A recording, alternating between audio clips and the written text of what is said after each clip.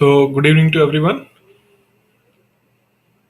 In the live chat, Vivek sir, as per Sushil regarding sir, expected notification of RBI Grade B on 24, 25, and 26 of this month. Tentative phase 1 is on 28th of May. Phase 2 on 25th of June. Today, ESA notification came. What we should do? Okay. So, ESIC notification came out. Good evening. Vivek, first of all, I made this position earlier also, and I'm making this position today also. Please don't care about the notifications. When they will come, then we will see, right? So notifications are like a crush, right? So let them come, and then we will propose, and whatever the crush is going to say, accordingly we will do it. So till then, it is not going to be out. Just do the common things which you are doing. Once it will be there, then we will make our strategy according to it. हाँ बोलते हैं तो ठीक है, ना बोलते तो ठीक है, उसी के अकॉर्डिंग स्ट्रेटेजी बनाना है. तो no need to worry, just enjoy, right? Fine. So right now you should focus on the study rather than the notification. Once the notification will be out, date will be fixed, then accordingly we will start doing our preparation. We will shift the gear. So the point is you should be in the momentum, so that if you are in the momentum, then it is going to be little bit easier for you to shift the gears. But if you are waiting and waiting when the notification will out, then you will doing something, then it is not possible. So the point is you should make the momentum, right? By studying daily 2 hours class you are taking, then you are doing 5 to 6 hour daily study. So this is what the momentum you have to build, right? Whatever the tentative date is, right? You should build the momentum. Once the momentum is built, notification is out, so it is going to be easier for us to increase the number of hours or pace or particular focus on particular area accordingly.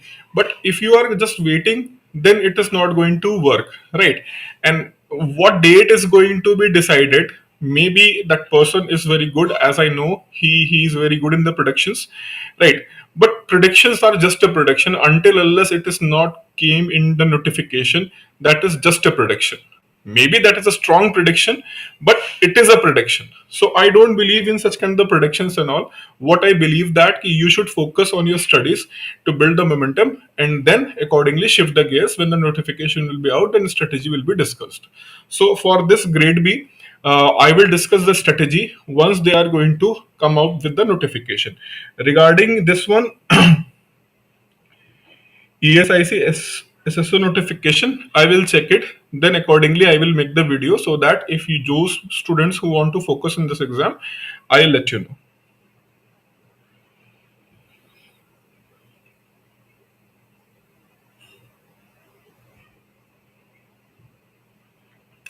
Shubham, for that I will discuss Ashok sir. I will discuss Ashok sir in this regard. Then I will let you know.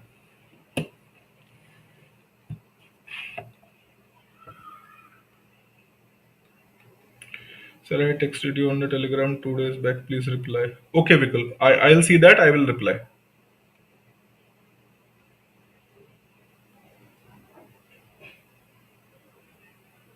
Good evening, Deepti, Jyoti, Chetan, Abhishek, Vishwas, Nikhil, everyone. Good evening.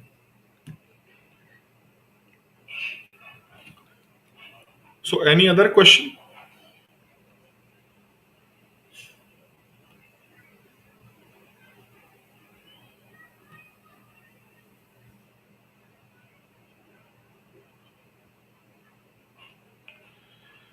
आपसे one to one बात करना था. Shubham Majumdar, good evening. Okay, one to one बात करने के लिए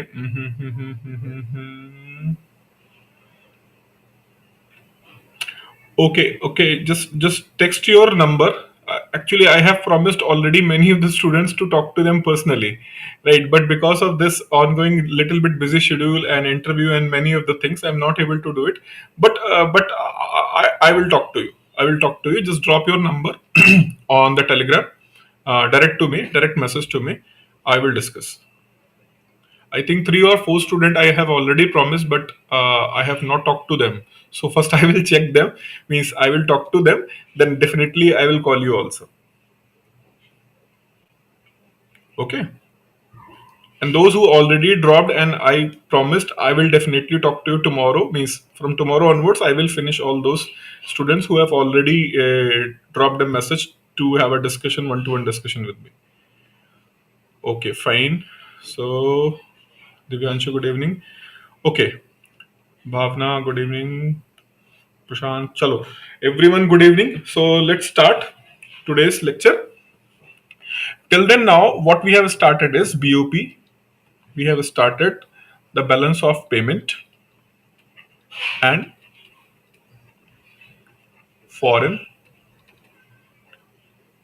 exchange rate system, right? So the BOP part I have completed, right? Sometimes what happened while going for the lecture, if anything is missed, I will definitely discuss with you. I mean, suppose that something is missed, so whenever I'll get the opportunity, I will definitely cover these things with you. And once the notification will be out, whatever I have taught till then now, and something is important, I will take some topics again. Means again in the sense, if it is important, I will definitely cover it again. Yes, Jyoti, you can drop the message right now. Divya, Shubham, Jyoti, you can drop the message. Those who want to have a discussion with me, mention the reason why you want to have a discussion with me and drop your number. I will definitely call you. I will definitely call you. Okay. So the BOP part we have already discussed. BOP part I have already discussed. And now in the next class, sorry, in the last class, I already mentioned you ki BOP, that is the balance of payment account, comprised of capital and current account. And I also mentioned that ki how the capital account and current account play the significant role in their respective domain, but how capital account is very important because it shows the ownership, right? And all these transactions of the balance of payment generally happen in your currency plus foreign currencies, right? Foreign currencies. So here, exchange rate plays an important role.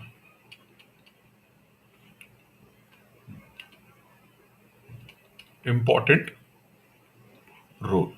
Exchange rate plays an important role in the balance of payment adjustments, right? So now we have to focus the exchange rate, what it is and how it's work. So from the history till then date, I will explain you the exchange rate system. So while explaining this foreign exchange rate system,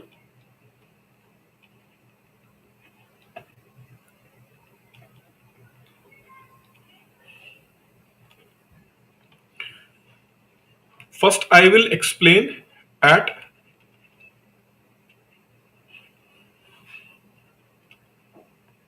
international level. At international level, then I will take the case of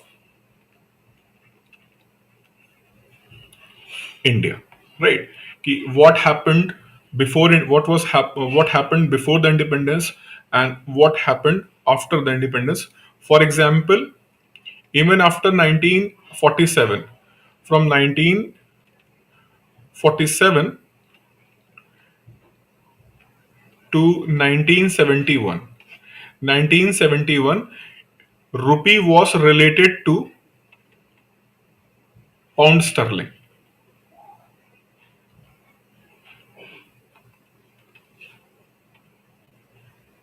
Pound sterling. What it means that ki whenever we are going for any kind of the exchange or doing any kind of the business, we mostly use the pound sterling.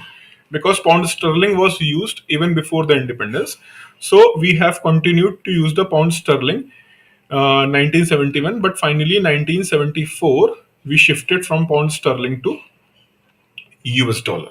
So, for example, right now you have seen that our foreign reserves always come with the figure of dollars. This amount of billion of dollar, for example, $680 billion, 680 billion dollar, right? So $680 billion, the figure is being given by the Reserve Bank of India, but before 1971 it was given in the terms of pound sterling. So all these things I will explain, and how many times Indian currency was devaluated, what are the reasons why the Indian currency was devaluated. I'm going to explain all these things, but first understand it at the international level, right?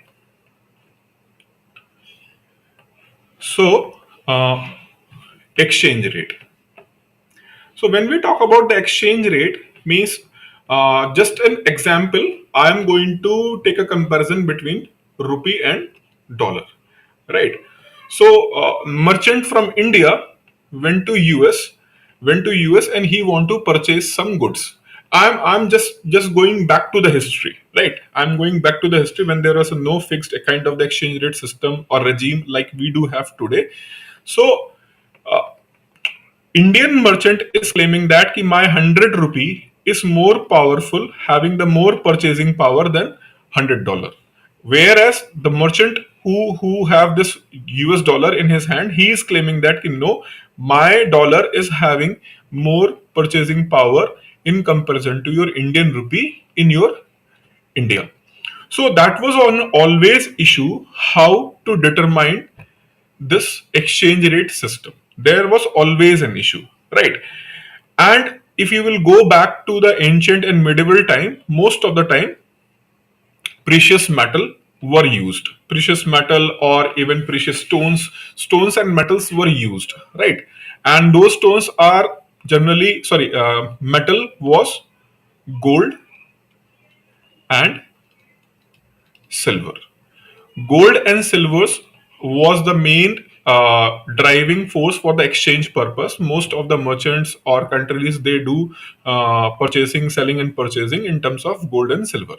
Gradually from 18th century, the paper currency came into the existence, right? Paper currency came into the existence, and most of these paper currencies like Indian rupee, okay, so like Indian rupee, it is backed by the gold. It is backed by the gold, because see, gold and silver was used for the purpose of not only at international level but also at the domestic level.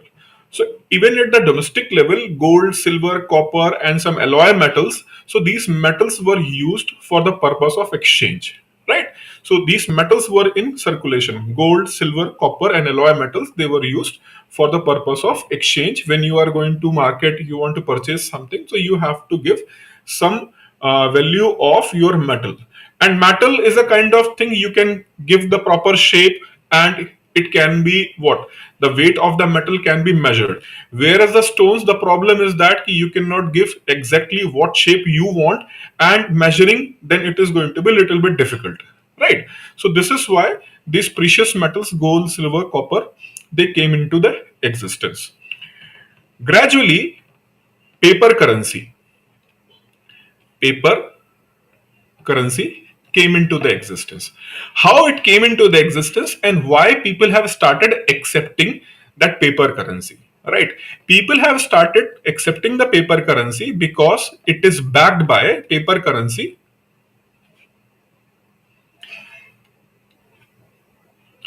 Paper currency backed by metal, not central bank, metal. What it means that paper currency was backed by metal means, suppose that you have $100, you have $100 bill. Why it is called bill? Because it's a paper, and on the paper you are giving an oath.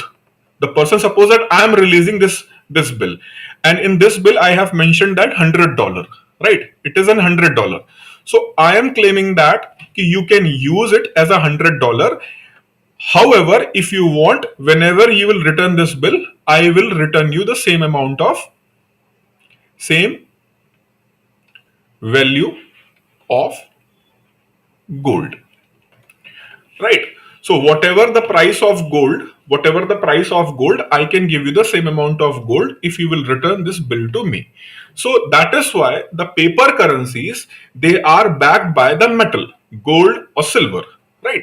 So mostly countries use gold, however some countries use silver also. So the paper currencies in 19th century, most of the 19th century around the world, these paper currencies were backed by the gold or silver. It means that if you have that paper currency but you want to switch to the gold, you can go to that particular agency or a bank or central bank from where it is being issued. You can return it and you can take back the gold. Right? So in this way, this paper currency came into the existence. Otherwise, people are not having a trust on the paper currencies. They do accept the paper currencies for their convenience. Why? Holding the gold is a little bit tricky task, and it is a kind of concern for you. Whereas you can easily have the $100 bill and you can use it with the ease. So for the purpose of ease and for the purpose of transaction in the smoother manner, that is why this paper currencies or so-called bills were used most of the part of 19th century and even in the beginning of 20th century also. So dollar is backed by what? Gold. Similarly, Indian rupee is also backed by the gold. So if we want to determine what is the exchange rate value of rupee against the dollar, or what is the exchange rate value of dollar with respect to rupee. So let's go to the market with 100 rupees and $100 and let's purchase the gold. Right?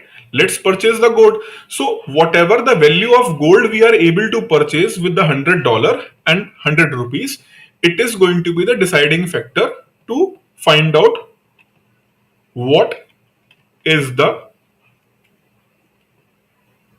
exchange rate.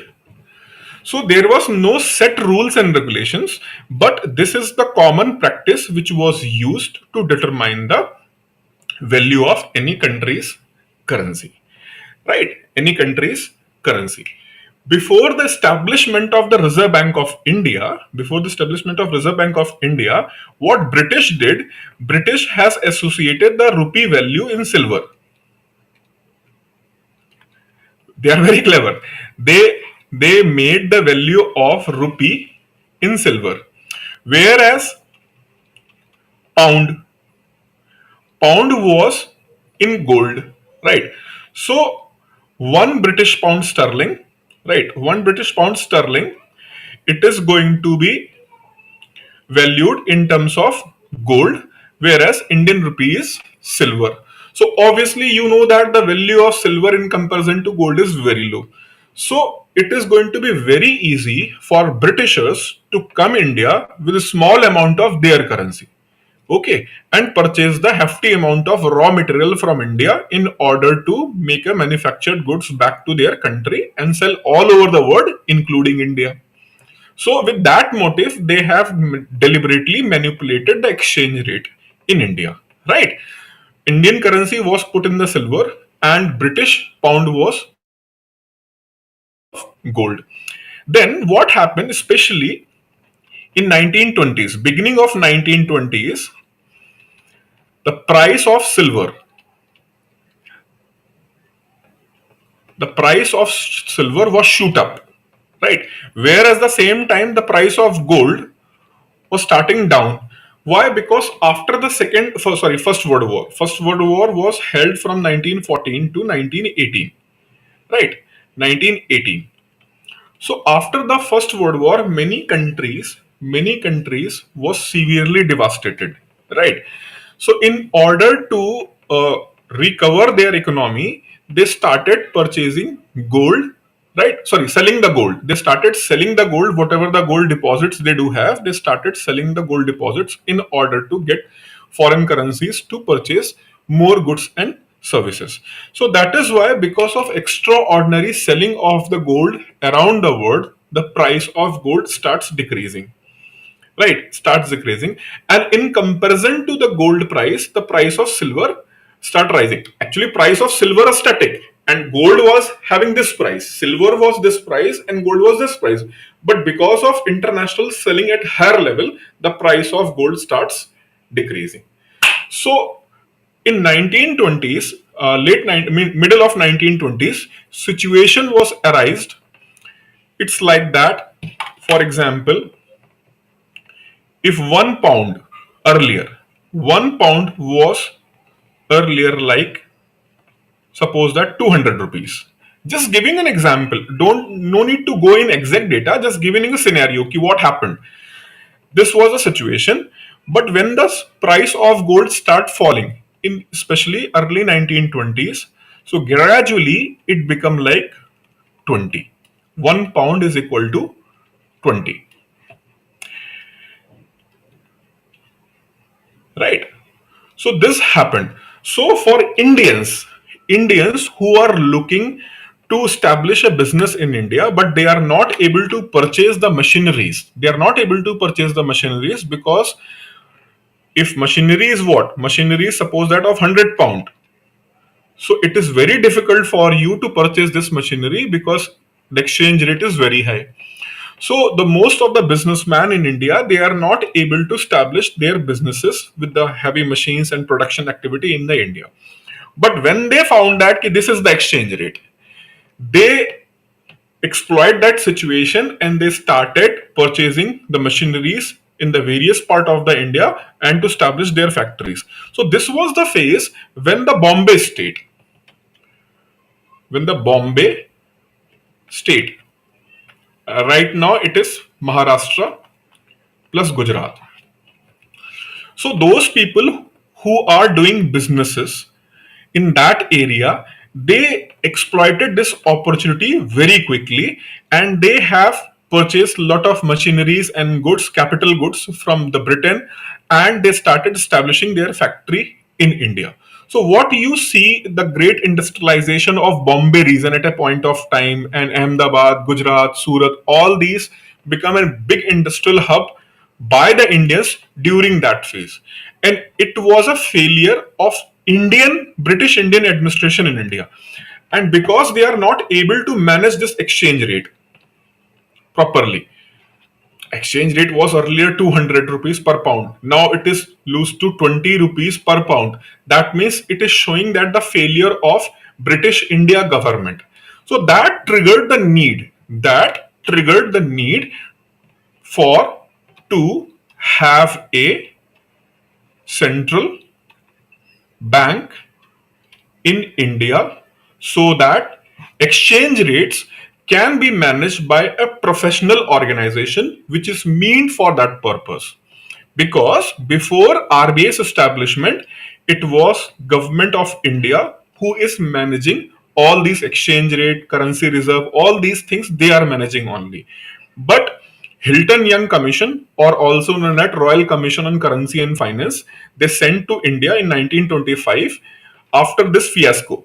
After this fiasco, the commission came to the India. It is known as Royal Commission on Currency and Finance, also known as Hilton Young Commission. So Hilton Young Commission said that it is nonsense, utter nonsense, that government is doing all these businesses. Exchange rate management, currency management, that should not be the government, it should be managed by the proper central bank. So on the recommendation of that commission, then the process of Reserve Bank of India was started. But there was a phase when India has seen such kind of the thing happened in the past, right? So for that short phase, this was the thing. But however, when RBI was established in 1935, Indian rupee was also associated with gold, right? So Indian currency was also associated with the gold. So by that time, means 1930s, by 1930s, all over the world, most of the country have opted gold system. Gold system, what it means that we are going to issue paper currency as per our gold reserve. Why? Why? Because your currency's value at international level is going to be determined by purchasing power of your currency for gold. Okay, so this was the reason why country have started using gold reserve system. So suppose we have the gold reserve of 1 kg. We have the gold reserve in our country. Our RBI have 1 kg gold as a reserve. So how much currency it can print? It is going to be determined by the value of gold in Indian market. Suppose that the value of gold in Indian market is 4 lakh.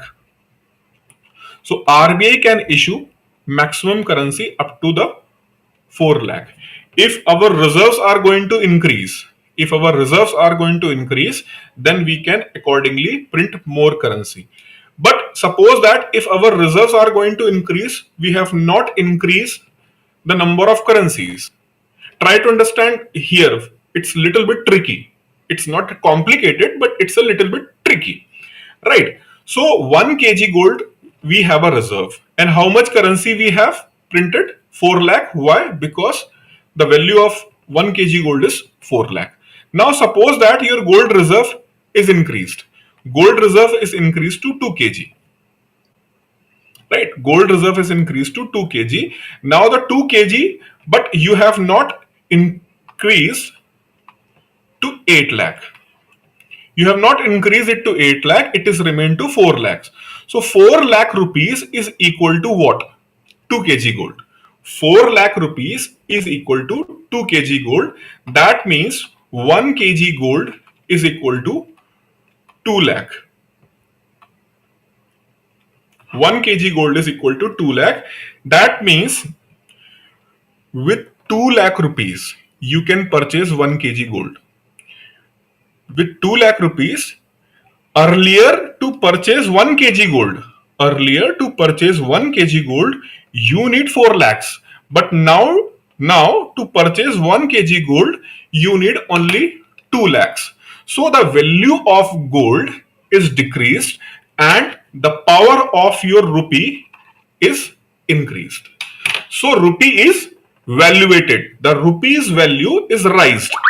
Right? The value of rupee raised. The value of rupee raised. Okay.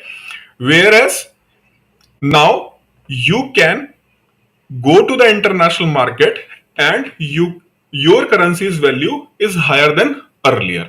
So in this way, increasing the reserve or decreasing the reserve and how much currency we are going to print.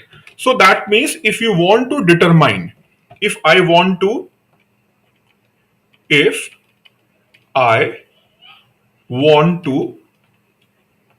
change exchange value of rupee. Exchange value of rupee. So how it can be manipulated? How it can be manipulated?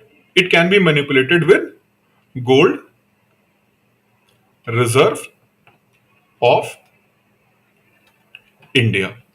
Now suppose that we have 1 kg gold, okay, and 4 lakh is the currency we have printed.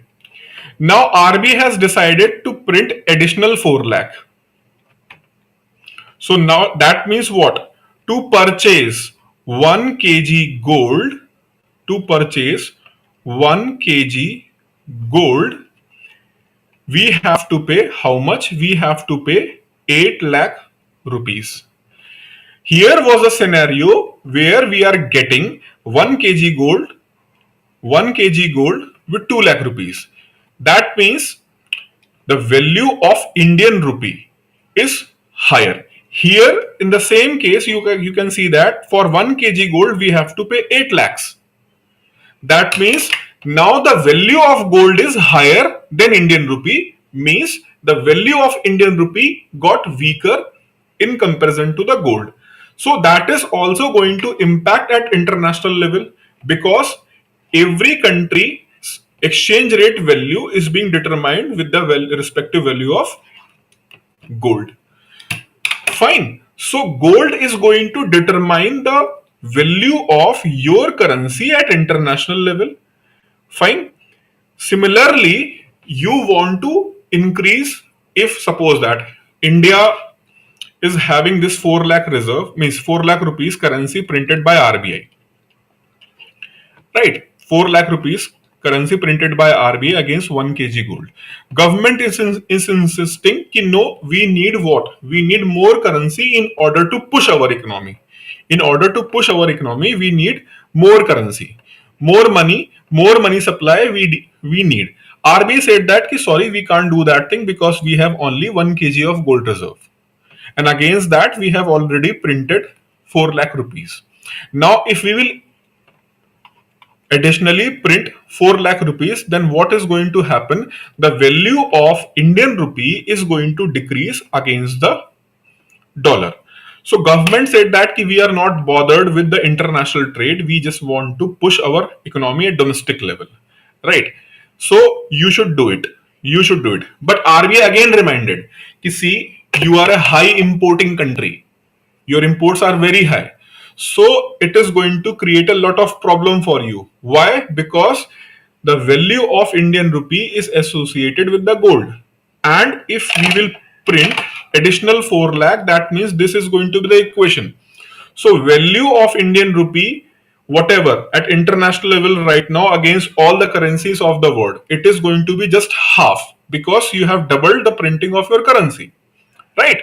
So this is going to severely impact your imports.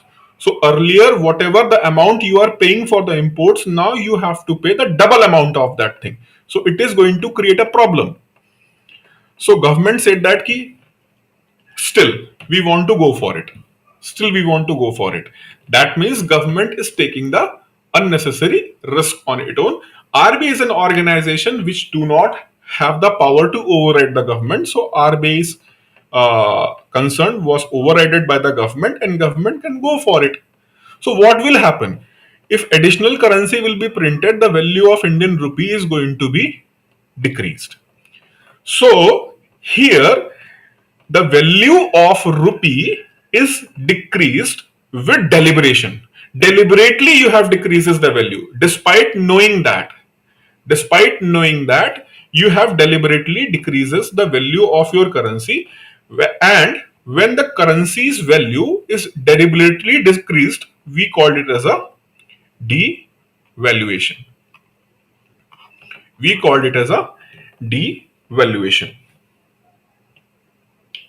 Right?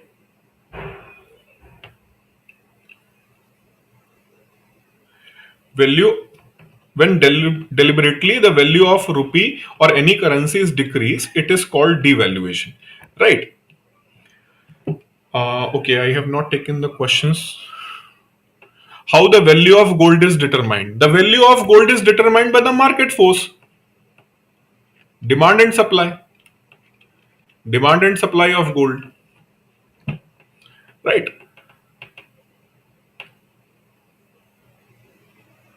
Ayush sir, do we get? Yes. I will give the handwritten notes. Yogesh, good evening. Where I can get a telegram of yours? I am available telegram of paid users only, my dear. So for paid users, I am available the paid telegram channel of Crack Grade B.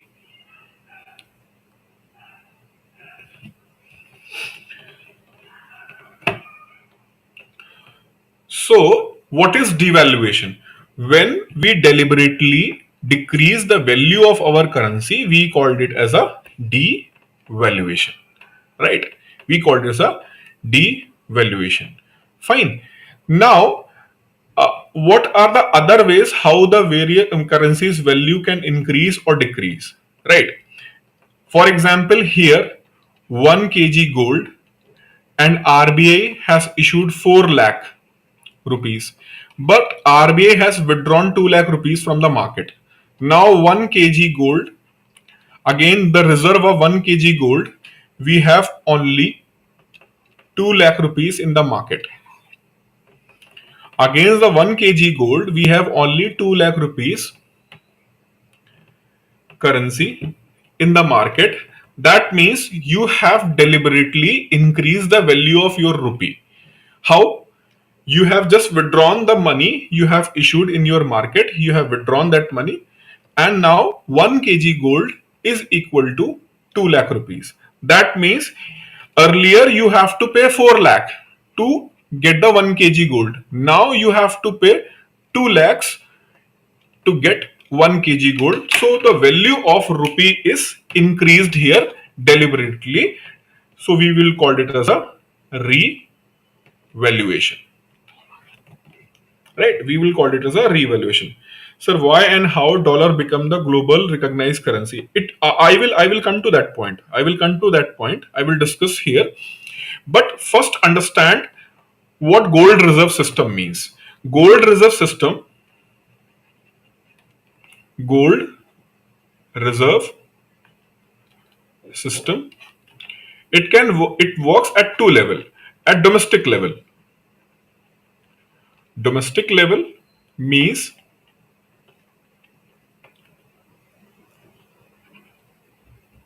amount of currency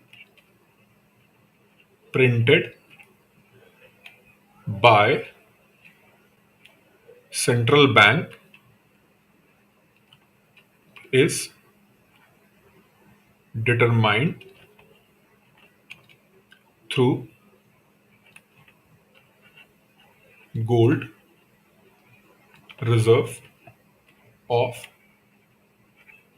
country. Gold reserve of the country, right? So any country, suppose that they have 100 kg gold in their reserves. So 100 kg gold reserve we do have in our country. Now how much currency we can print? Suppose that in this country 1 kg gold value, 1 kg gold is equal to 45,000. 1 kg gold value is 45,000, right? So accordingly, sir, revaluation is good or, see my dear, if you are not able to understand what I am telling you right now, then ask. Whatever the prospective questions, I am going to explain each and everything. Just have a patience. Just have a patience. I am going to answer all of your curiosity based questions. I'm going to answer. Why? I am also answer, but I am definitely going to answer. So just listen very carefully. Most of the things which are revolving right now in your mind, it is going to be clear, right? So this is what, see, this is what as a teacher we are able to do when we have some sort of experience. So I know, because since 8 to 9 years I am doing this thing. So I know that those students who are coming from the background, those who are not coming from the background, what kind of the questions they do have, right? So suppose that in the very first year of teaching I was little bit scared कि पता नहीं क्या पूछ लेगा कहाँ से, right? So in the second year, third year, so gradually I got to know that what kind of the questions you are going to ask. Now what we can do, we can follow the same path how I was explaining 9 years back and how I am explaining today. And I know that this kind of the questions you are going to ask and I will answer at that point. Another way is that on the basis of the questions asked by the student in past, I can make some shift and changes in my teaching way so that all the questions must be answered and smooth learning can be happen. So I do in this method. I always do in this method based on my experience. So this is why I'm just requesting you, just focus on understanding all these things. If you feel that ki, I will forget that question, write on the paper. Write on the paper, I am going to answer if it is going to be remain unanswered during this lecture. I will answer. But please focus right now what I am explaining you.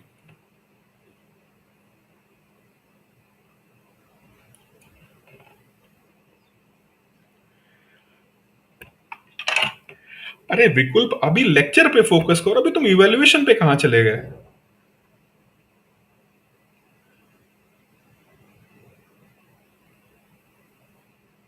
Please focus on lecture. I'm not going to answer any other question. If you are not able to focus, please leave the session. I don't want those people be in the session. If you are not able to focus, please leave the session. I am telling the exchange rate, अभी तुम उस पे evaluation पे चले गए हो. अरे अभी लेक्चर पे फोकस करो भाई प्लीज. ये टिपिकल इशू होता है और फिर समझ में नहीं आता. Then you are going to ask again and again and you are keep guessing about the things again and again. Right? So it's a little bit complicated topic and it's a very complicated issue. Right? I am trying to simplify as much as possible for me. And I am giving you the very kind of simplistic explanation. Right? And I tell you, it is not possible for me what I'm explaining you right now. It is not possible for me to write each and everything. I'll give the notes, but it is not possible. So what I am going to give, I'm going to just give the highlights. Right? I'm just going to give the highlights. So this is why it is very important. If you are attending the session, please attend very carefully and with 100% focus on the lecture only. Okay. No, see, sorry is not required. Just if you'll say okay, that's fine for me.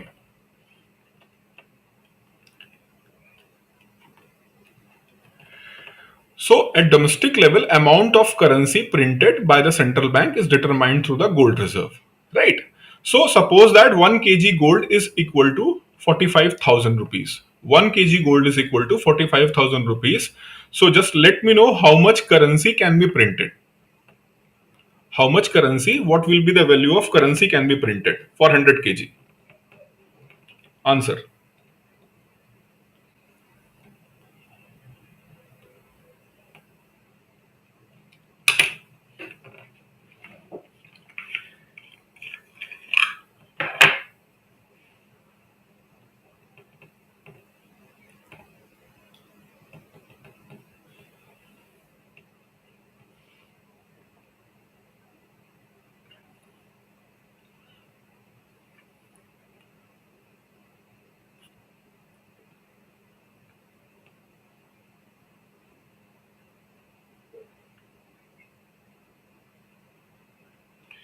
Just give me a second, huh?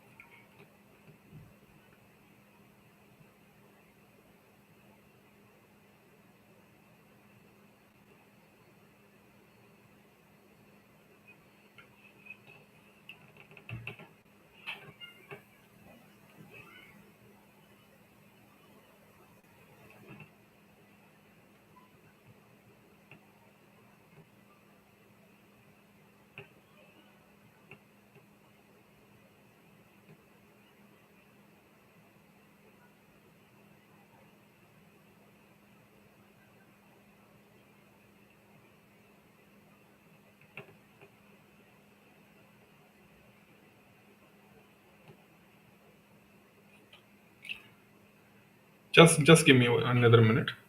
Okay.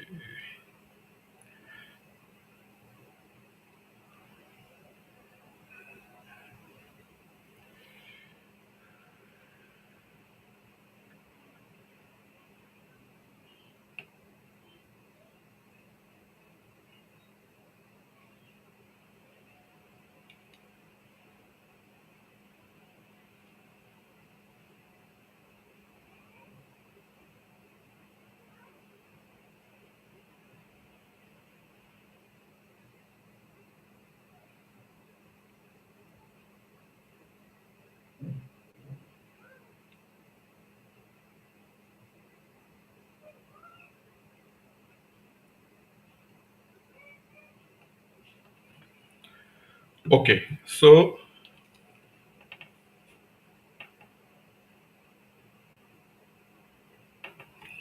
कोई बात नहीं विकुल. I will clear. I will clear. So I will clear it again. I will clear it again. So suppose that we have 100 kg of gold reserve, right? We have 100 kg of gold reserve. Anyone who have not understood whatever I told you till then right now or teach you till then right now, just focus with this example. I hope each and everything is going to be crystal clear. 100 kg gold, 1 kg gold value is 45,000. So we can print 45 lakh rupees worth currency. Okay. So this is the amount of currency we can print right now. Now, if we are going to print only half of the currency means how much? 22.50 lakh. What is the value of gold? 100 kg gold is going to 45 lakh, but what we did, we printed only 2250 lakh. If we are going to do this thing, then what will happen? That it means that as we maintain the gold reserve system, we do maintain the gold reserve system. Gold reserve system means rupee value is determined by the gold, right?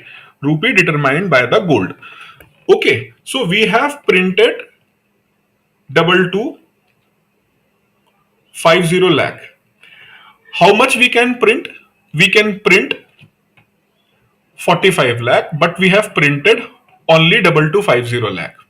Now, as I told you in the beginning, when paper currency was started, it was backed by gold. It was backed by the gold. So now suppose that a US merchant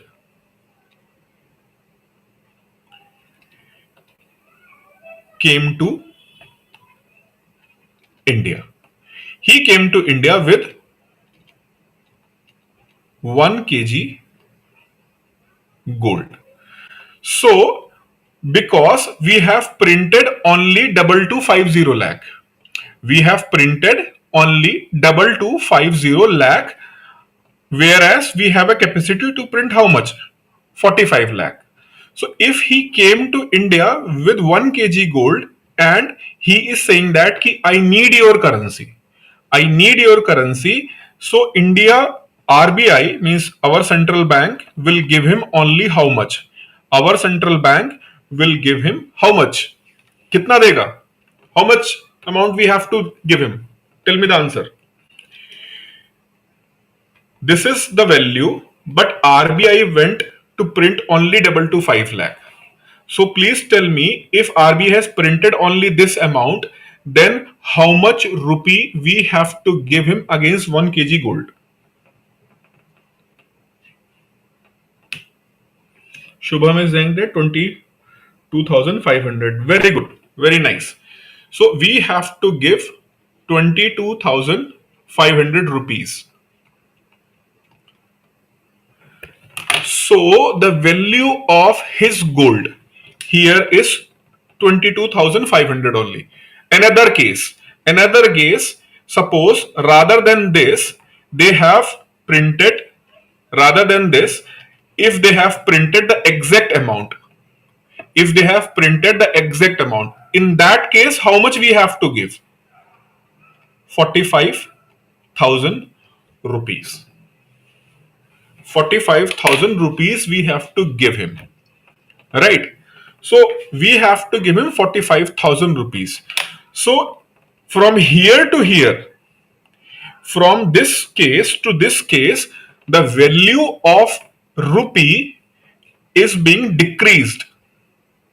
The value of rupee is being decreased. Okay, decrease. And this is decreased deliberately. Why? Because we are printing this amount earlier. Now we have printed this amount. So you have printed additional currency. Why? Because you want to decrease the value of your currency. We called it as a devaluation. So you did the devaluation. Okay, you did the devaluation. Whereas if you want to go for revaluation, so again what you did, you have withdrawn 2250 lakh rupees from the market. Now you have only 2250 lakh. So again the value of currency is going to what? The value of currency is going to increase. So we will call it as a revaluation, right? So revaluation and devaluation concept is clear or not? What is the impact, other things we will do it later, but first you must know the what is the revaluation, what is the devaluation, and how gold exchange rate system was manipulated in the past in order to fix the value of exchange what you want. As a country, I want to fix the exchange rate value of my currency. As a country, I want to fix the exchange rate value of my country's currency with respect to the US dollar. So I can do manipulations here. I can do manipulations here in order to determine the exchange rate what I want, right? But it is going to happen only when you are in a such kind of the position, you have a huge gold reserves. You have a huge gold reserves. And which country is going to have a huge gold reserve? Those countries who did lot of trade and commerce all over the world, only they are going to have a huge reserves of gold reserve with themselves, right? So this is why those countries who are developed country, or the countries who have huge amount of trade and commerce all over the world, they are going to dictate and determine the exchange rate system when it was based on gold exchange rate system. So that is why the European countries and US was in dominant position to determine the value of their currency with respect to currency of any country's currency. With respect to any country's currency. Sometimes students say that ki, sir, there are a lot of African countries who have the gold reserve. Gold reserve. So having a gold reserve, their notion when they say the gold reserve, it means that ki the raw gold means they have gold mines in their country, right? Yes, they do have the gold mines in their country. Fine. So why they are not able to perform better at that point of time? Because just having the gold in your mines is not sufficient. Just having the gold in your mine is not sufficient. You have to make it a pure gold. For that, you must have a control over your territory. But if your territory, your country is under what? Colonial rule. Then how you can define it? I hope all of you have seen this movie.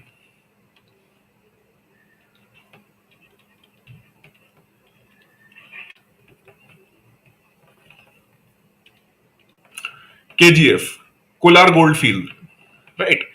And in that movie, they have shown that how the number of bounded labors were there, right? How many number of bounded labors they do have. But I am going to give you the economic explanation of that. Why they need bounded labors. Okay. Because in the Kolar gold field, gold are found only in the traces, right? Only in the traces. And you have to go for long manual labor work to get 1 kg gold from lot of means. You have to mining of the sand and stones at huge level, only then you are going to have 1 kg gold.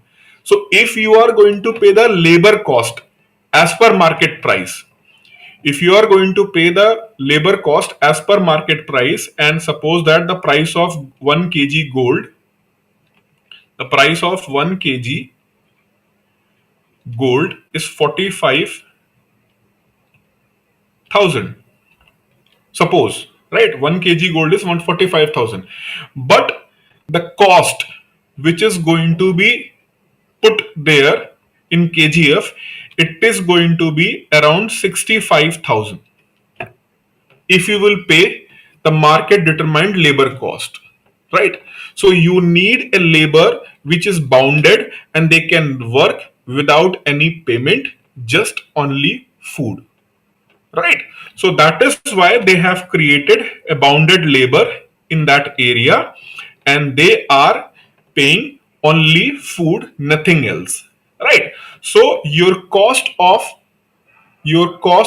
getting 1 kg gold is going to be around how much? 25,000. Whereas market price is how much? Market price is 45,000. So you are going to earn 20,000 profit, of which you are going to share with your partners in politics, in bureaucracy, and at various level, so that you can make them remain bounded labors, right? So this was the reason why there was a huge exploitation, right? There was a huge exploitation, and it is a kind of curse for those countries who have abundant kind of gold reserve with themselves. All European countries, if you will see the mineral wealth of European countries, only few countries have the gold deposits there, right? They are gold deficient, right? Which country have this gold deposits, means gold mines? African countries, South American countries, right? South American countries, they have the gold deposit, and that is why they are being exploited, like the people in the kgf, they are exploited. So this is the reason why the all over the world exploitation was made by the Europeans, right? And South American countries have that amount of gold. It was a story about somewhere around 7th or 8th century, when first time European explorer, year is not confirmed, but the European explorer, when they reached South America first time, they saw that people was using gold. People was using the gold to make a stairs outside their home, right? So those Europeans got stunned. They got stunned ki why you are using this gold, means for this purpose. So they said that ki this is the worthless metal, because we are not able to use this metal for building construction because it's soft. It's a soft, and it need huge amount. If you will take 1 kg gold in your hand, you will feel that, because it's a high density, right? So if you will have 1 kg gold in your hand, you will feel that ki like I have around 2.5 kg metal in my hand, because gold have lot of density. So they are not using the gold.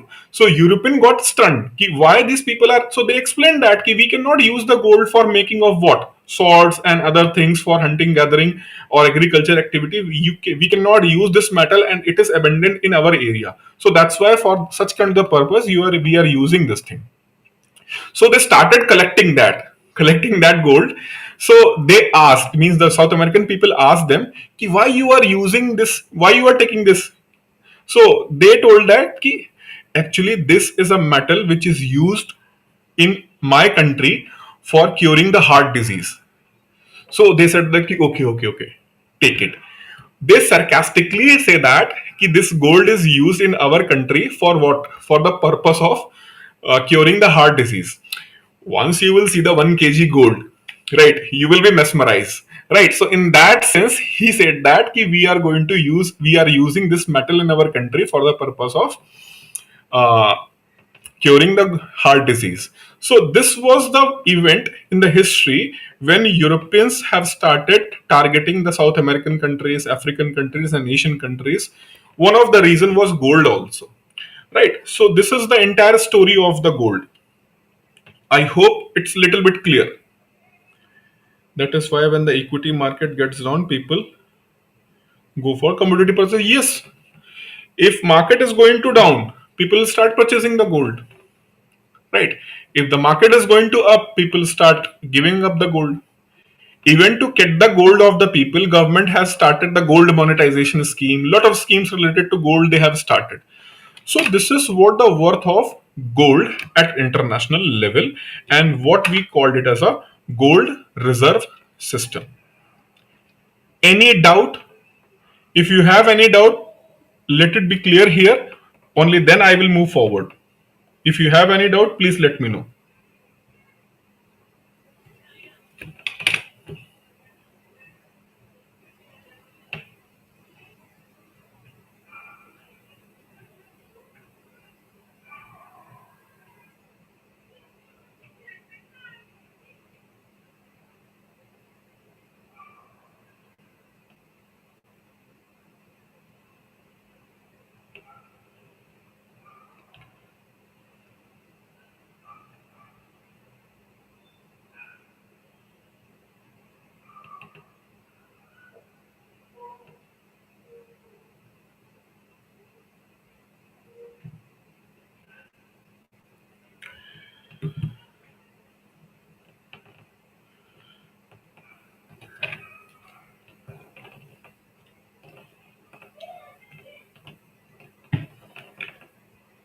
Others who are attending the session right now can give me your view.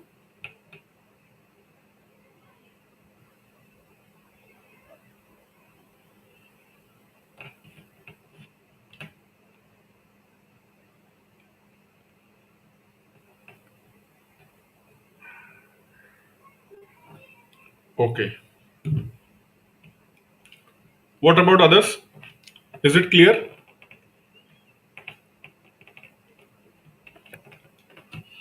Okay. Okay, okay, fine.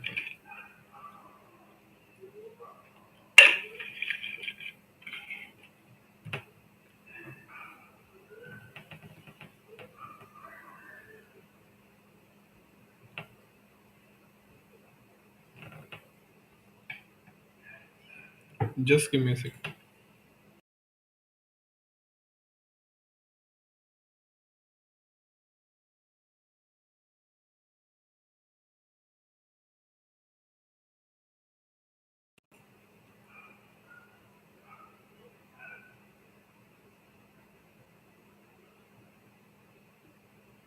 First time attending this live session.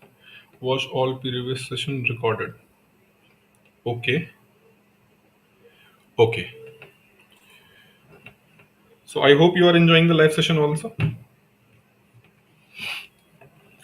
Now, see. So gold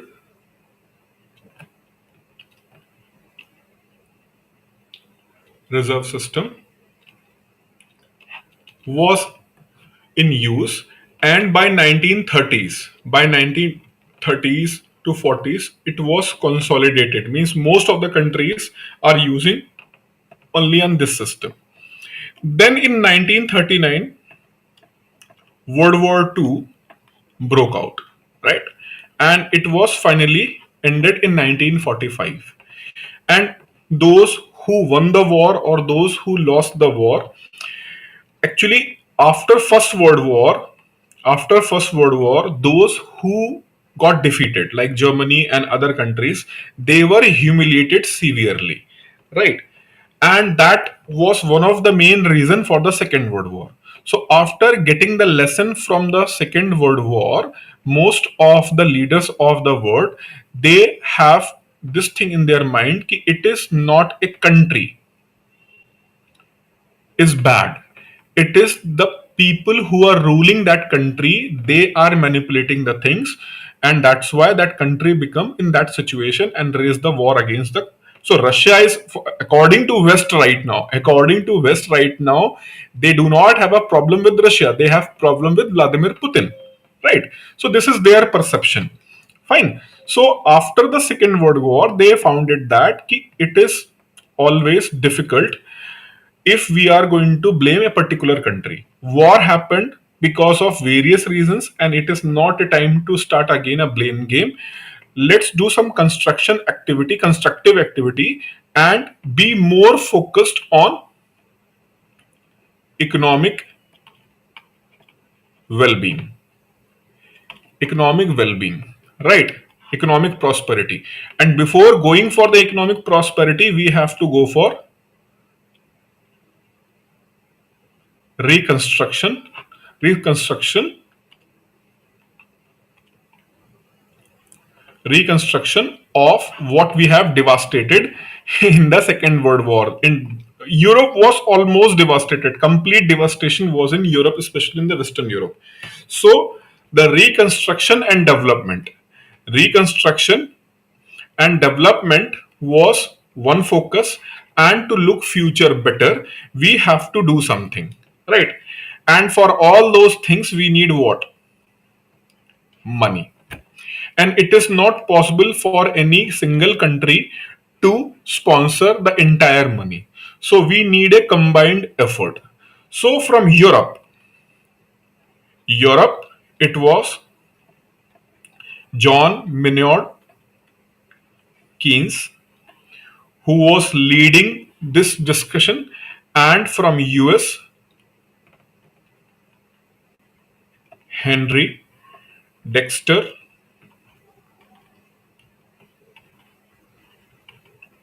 White. He was leading these discussions, right?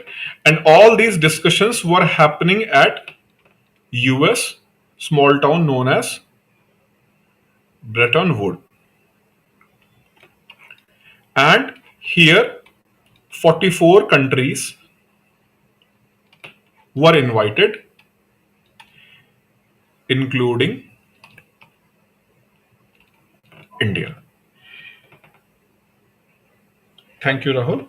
So, including India, 44 countries was there. India was not an independent country, but India got an independent representation so that India can also put forward his views.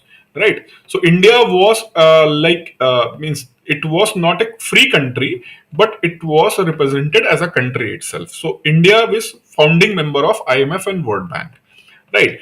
So after this deliberate discussion, long discussion which was started in year 1941 itself, 41-42 it was started, but finally in 1945 countries agreed that in Bretton Woods we should make two organizations. One is IMF and other is World Bank. For the purpose of what? It is going to help for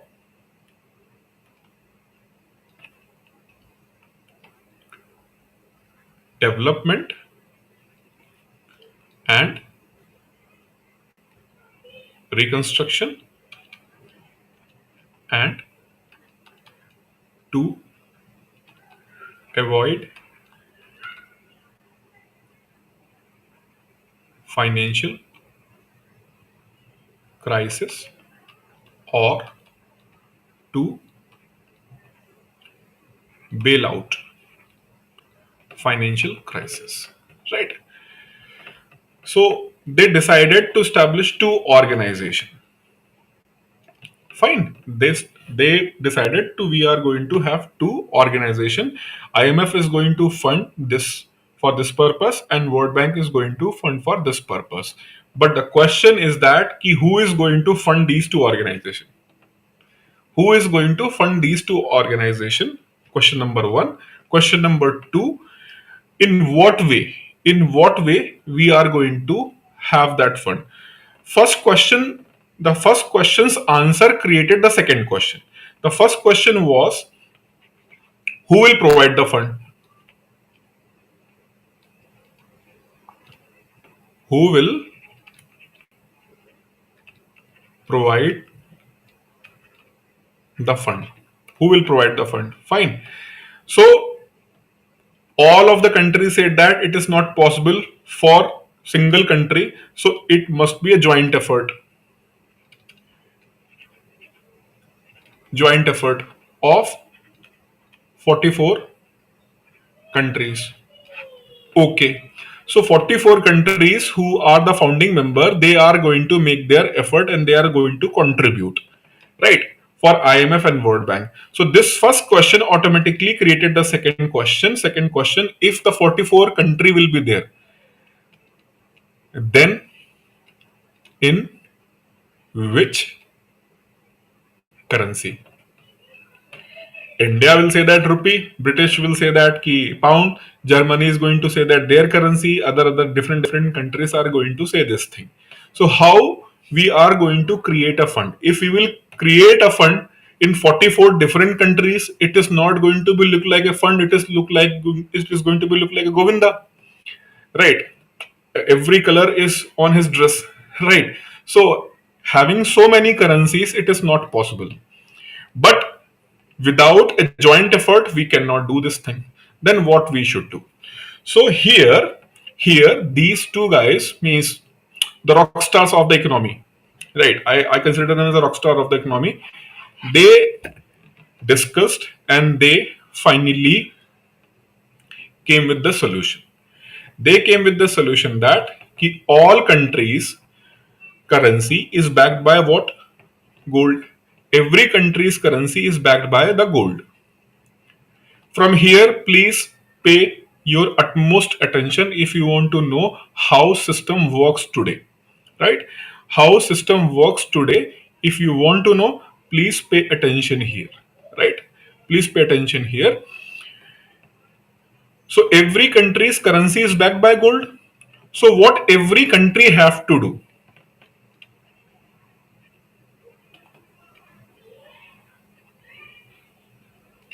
Member countries. Member countries, their gold, and this gold will go to where? US Federal Reserve. US Federal Reserve, right? And US Federal Reserve against this gold is going to give what? Member countries US dollar. US Federal Reserve is going to give the US dollar, and then member countries are going to create fund.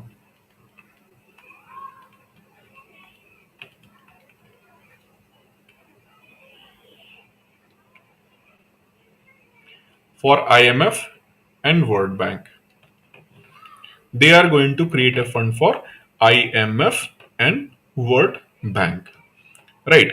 Later on, it was decided the fund of the World Bank, it is largely going to be contributed by only few countries. Most of the countries interested in IMF only, few countries, because World Bank was basically created to reconstruct the Europe.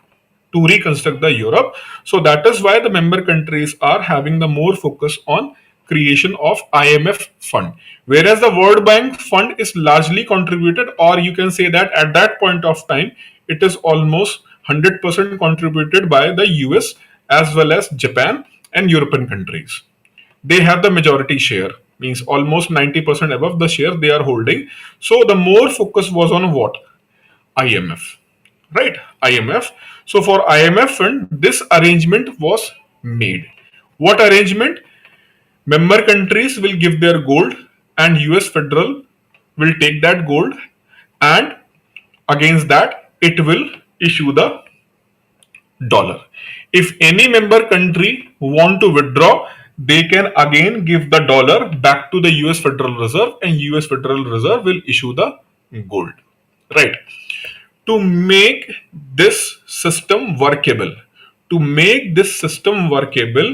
we must fix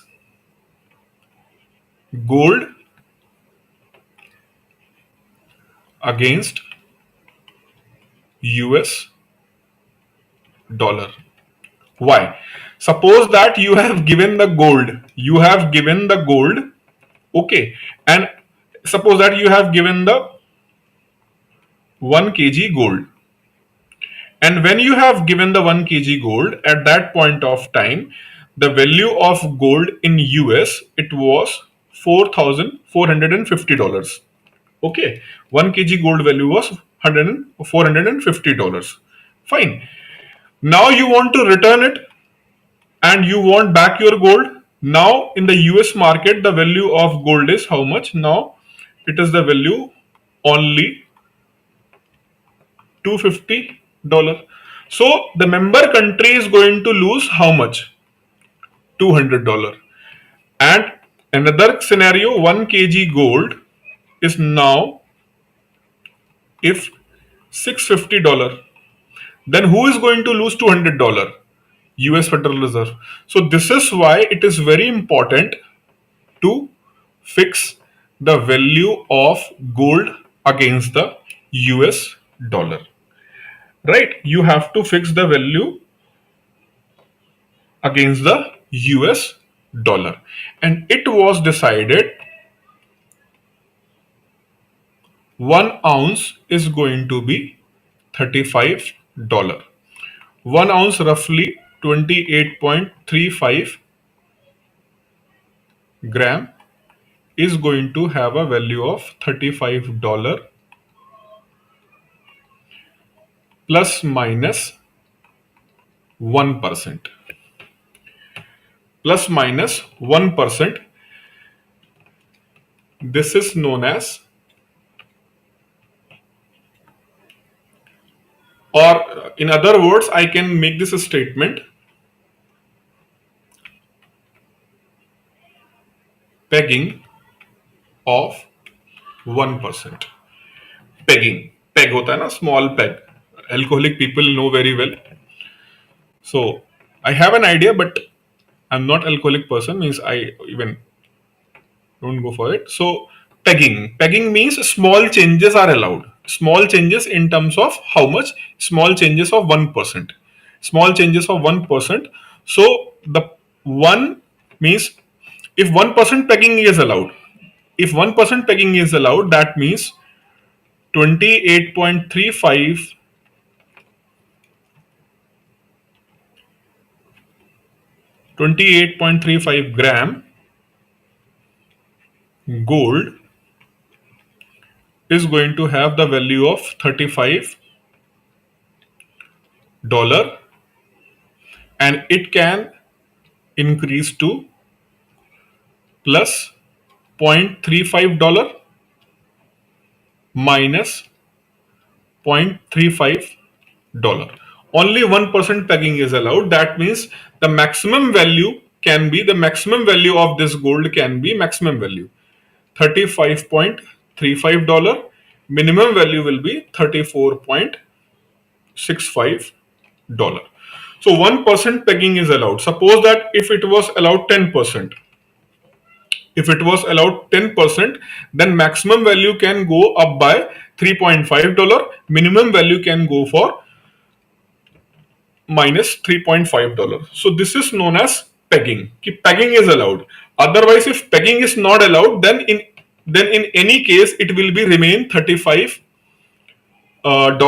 per ounce. It is going to be remain same if pegging is not allowed. So when the pegging is allowed, so there is a one strict exchange fixed system. Strict fixed system means what? 1 ounce is going to be remain $35. Doesn't matter whatever the market situation. One is pegging is allowed. Pegging is allowed means कि some small changes are allowed as per the situational requirement. I hope you understood the concept of pegging. If yes, then let me know, then I will move forward.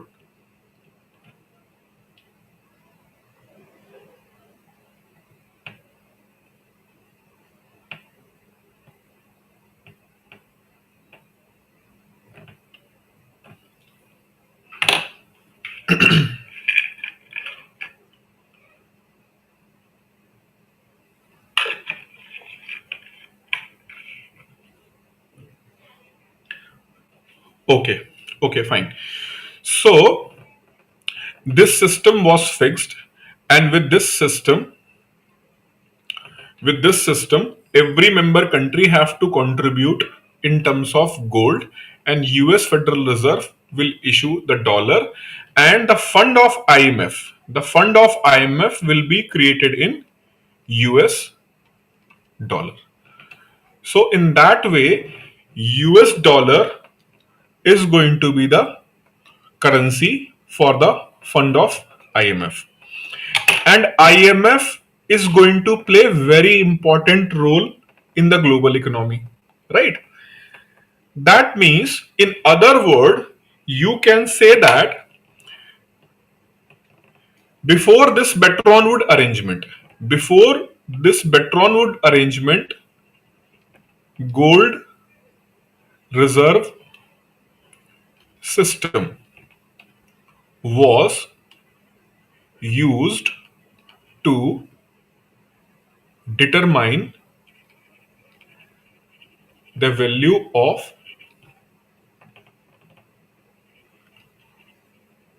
exchange rate. But now, because US dollar US dollar is fixed with pegging of 1%. Now, because US dollar is fixed against gold, it is fixed against gold. So, instead of using gold to determine exchange rate, we can use what? What we can use in the place of gold? What we can use here? Earlier exchange rate was determined with the gold. We are determining the value of rupee and pound with gold. Now gold is fixed with what? US dollar. So what we can use it right now? US dollar. Right? We can use US dollar for the purpose of determining the exchange rate. And this is how dollar become reserve currency of the world. Dollar become the reserve currency of the world. So from 1945 onwards,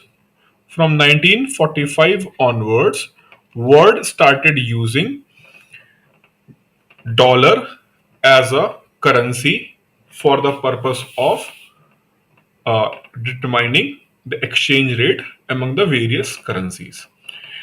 And US, because see, the entire Gulf region, which is the oil rich region, that was under the dominance of British till then Second World War. But after the Second World War, British was so weak, they are not even able to maintain their own country. They have given freedom to country like India and other Southeast Asian countries. They have given the freedom, plus they have hand over the control of the entire Gulf region to American Navy, right? American Navy, and basically America. And America was a big naval power, and it was able to maintain the control in that region. By this, US has started kind of the negotiations with these Gulf countries in such a manner ki okay, the regime or the kingdom or the king, whatever he is doing in his country, we are not bothered with that. Till then, you are going to use US dollar for the purpose of oil trade, right? So with this his influence, US has started using this as a diplomatic tool, and push forward all the oil producing country to use dollar for the purpose of their trade and commerce. And they are also keen because you want to have something which can be more usable, which can be more readily used. Earlier you have to go with the gold. Now you need not to move with the gold because it's little bit difficult to transport it and many other things are involved. Whereas the currency, it can be even used through the online payment or the wired payment. Such kind of the thing are also available with the paper currencies. So they are also interested, and US has given this opportunity to oil trade was started in US dollar. IMF using US dollar. So this is why how so from 1960s onwards US has established its dominance in terms of exchange rate system. So dollar effectively replaced the gold as a medium of exchange. Is it clear? Is this point is clear what I just explained that?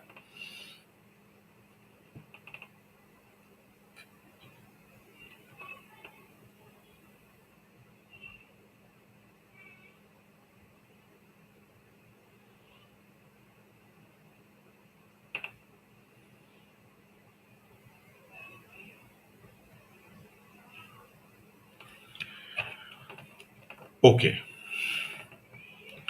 Now earlier I skipped this thing to explain students, but if you are able to get it then it's great. If you are not able to get this point, again no issues, but I will like to share this thing with you. So from 1940s, as you know that US dollar being started used as what, used at reserve currency. So any country's central bank can go to the US and they can get the dollar from them, means dollar from the US Federal Reserve. Because of this arrangement, central banks can go to the US Federal Reserve and they can exchange their gold against the dollar, or they can exchange the dollar and get the gold from the US Federal Reserve. And in US domestic level, I'm talking about US's domestic level, that was also true. US dollar, if you have a US dollar in the USA, you can go to the banks or the central bank or authorized bank, you can take what, the same amount of, suppose that you have $35, so you can go to with the $35 where at United States government bank, authorized bank, and against that you can exchange it with the 1 ounce of gold, right? So dollar was fully backed currency. Fully backed currency means whatever it is mentioned, right? Against that, you can get the same amount of gold. For example, in today's world, even in today's world, if you will look at the Indian rupee, मैं धारक को इतने रुपए देने का वचन देता हूं. I promise to pay the holder of this rupee note 100 rupees. What actually it means? Actually, it means this point of time. At that point of time, just consider that Indian rupee is also currency of US, just for your understanding. So if Indian rupee is a USA's currency, at that point of time when this arrangement was made and it is written on your rupee, I promise to pay 1,000 rupees or 2,000 rupees to the holder of this banknote. You can go to the US bank and you can get the gold against that note, right? So this was the situation.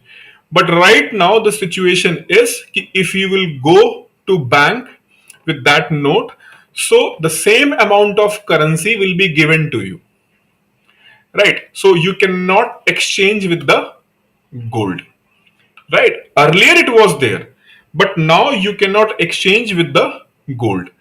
So what happened? What happened? Because US dollar was what? US dollar was, I told you, completely backed by what? US dollar was completely backed by the gold. But what happened? Why this system was collapsed? Actually, what happened in USA from 1960s onwards? 1960. 364 onwards, inflation.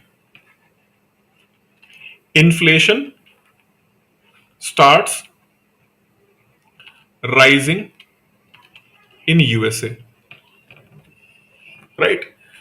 So, as we know that if we want to decrease the inflation, we have to decrease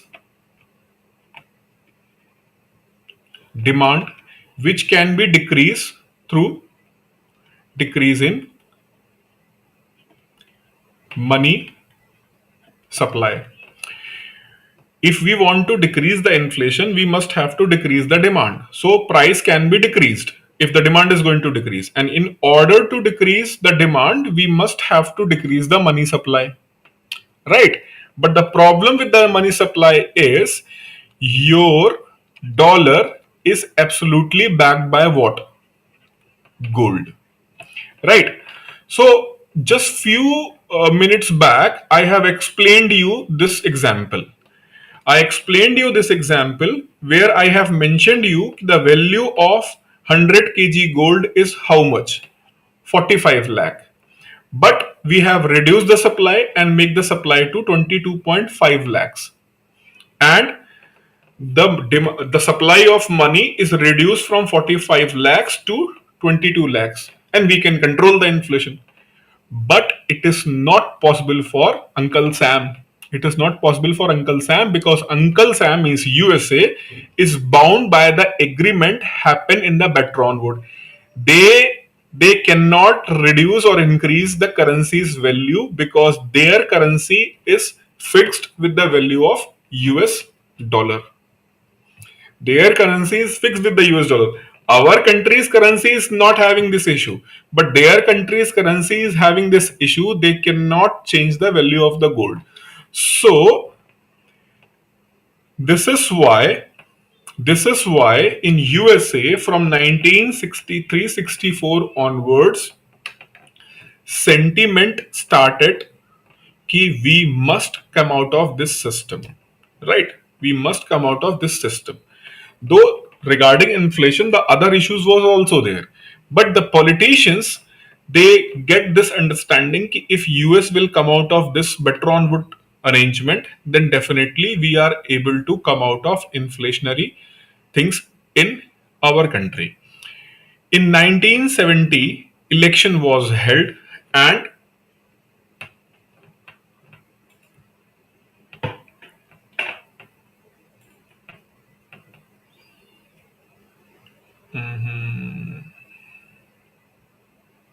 screen is not coming. Okay. Is the screen is back?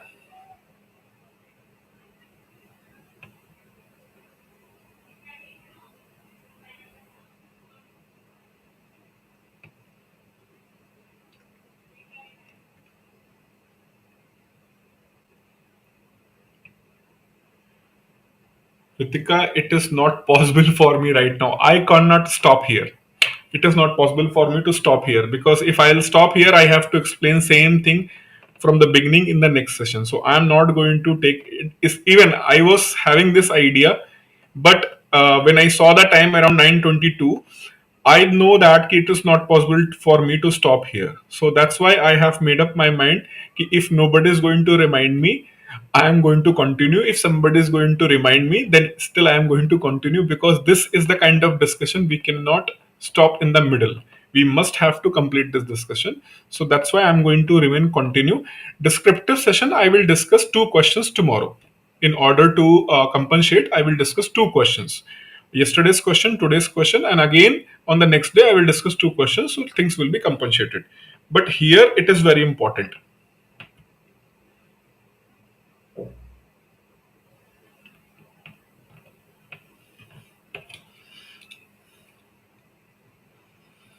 Okay. So, Uncle Richard, yes, his name was what? Richard Nixon.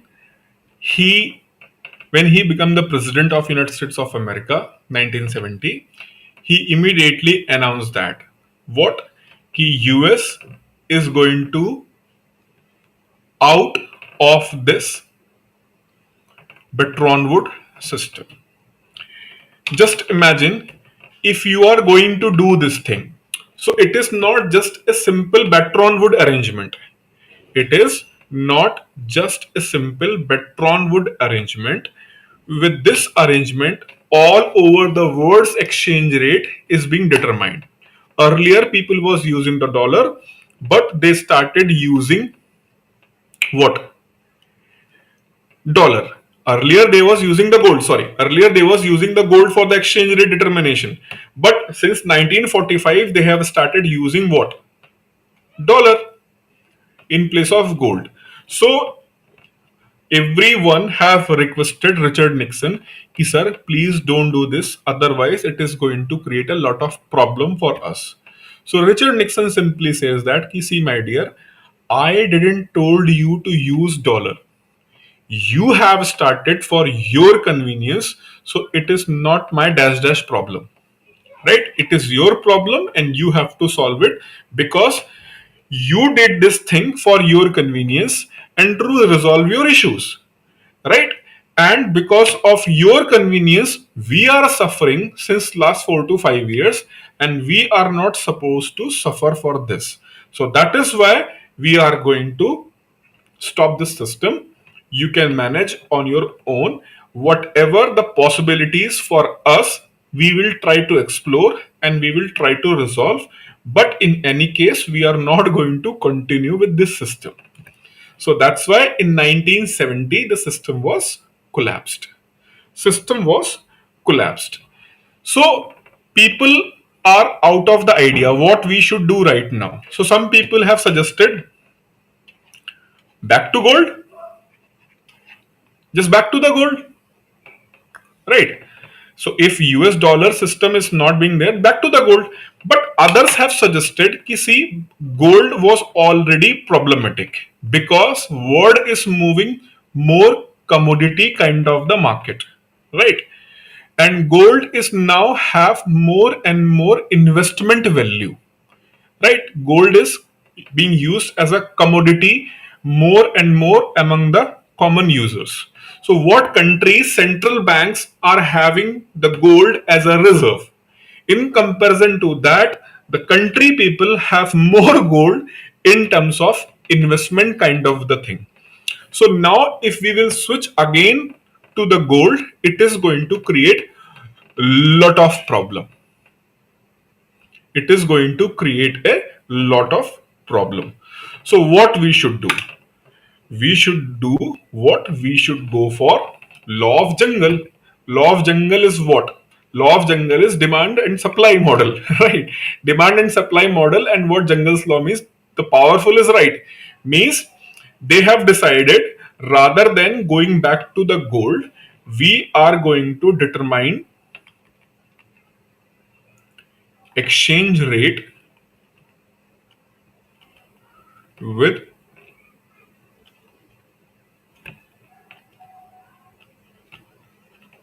market force.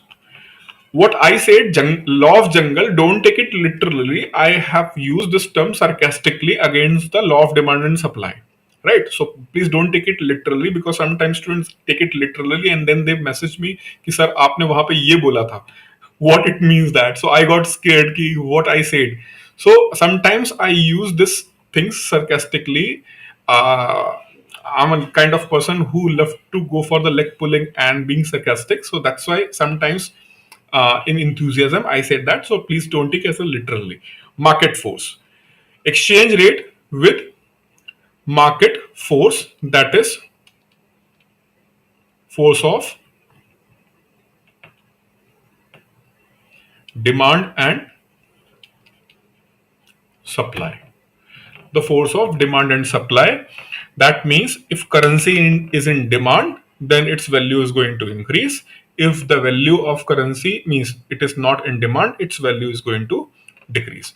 Law of demand means simply, I will explain, but just for here, till then here, they decided to switch on this market force, right? Even some people have suggested, let's go. Earlier we was using gold. We went to what?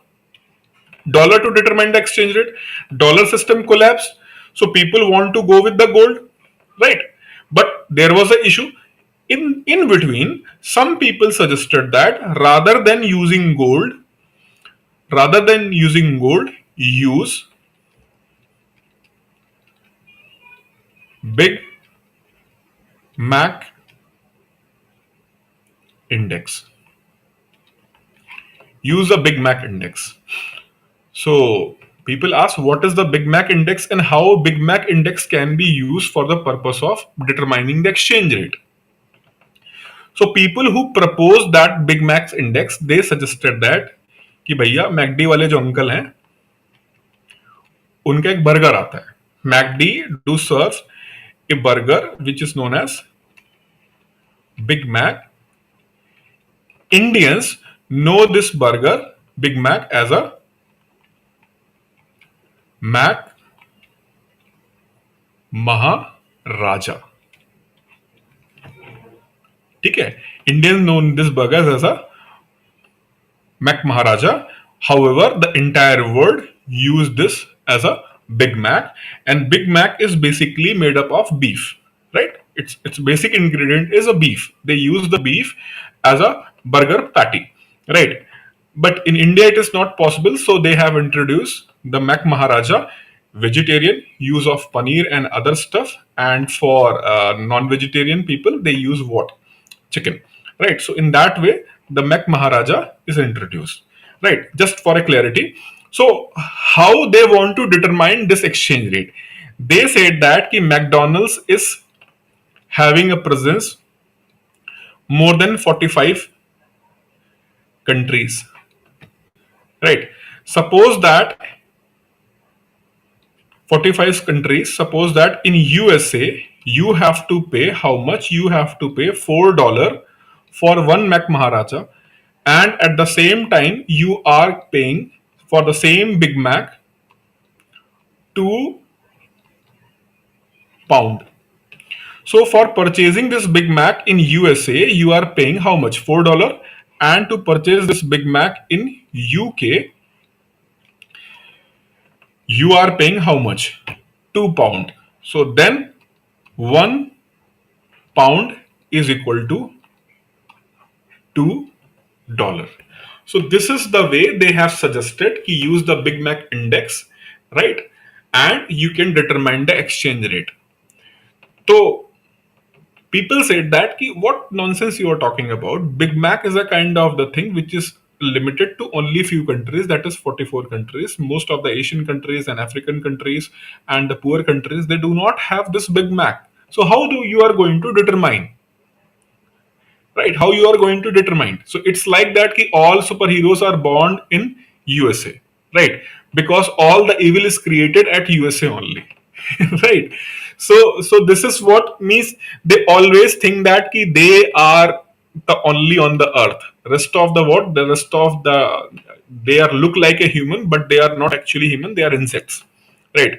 If you'll see the basic philosophy of their movies, they treat their country people in the US means all the movies they are going to show in the Hollywood, they are going to show that their soldiers in order to protect women and children, they sacrifice their own lives. But the reality you can see in the Afghanistan, you can see in the Syria, you can see in the what? Any other country. So war means war. It is not going to go for these things, right? So they are hypocrites. They create this nonsense narrative in order to prove them they are right. Fine. So this Big Mac was severely criticized, especially in the Asia, and people have rejected that. There is no need to use such kind of the nonsense thing like Big Mac index. However, those countries who are using means where this Big Mac was there, for example, European countries and US, they have appreciated. Yes, it's a good idea. So they have appreciated. That's why this idea came at the broader level. But when the idea came at broader level, Then it was severely criticized and it was back again. Then people again started thinking, if not Big Mac, then what? Then it was decided that it should be based on what? Market force only, based on demand and supply model. Right?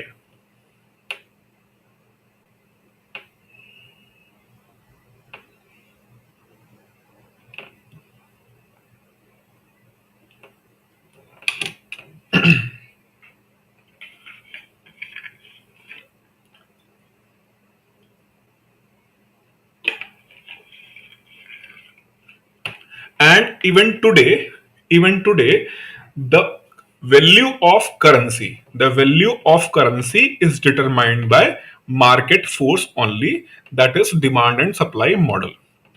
Right?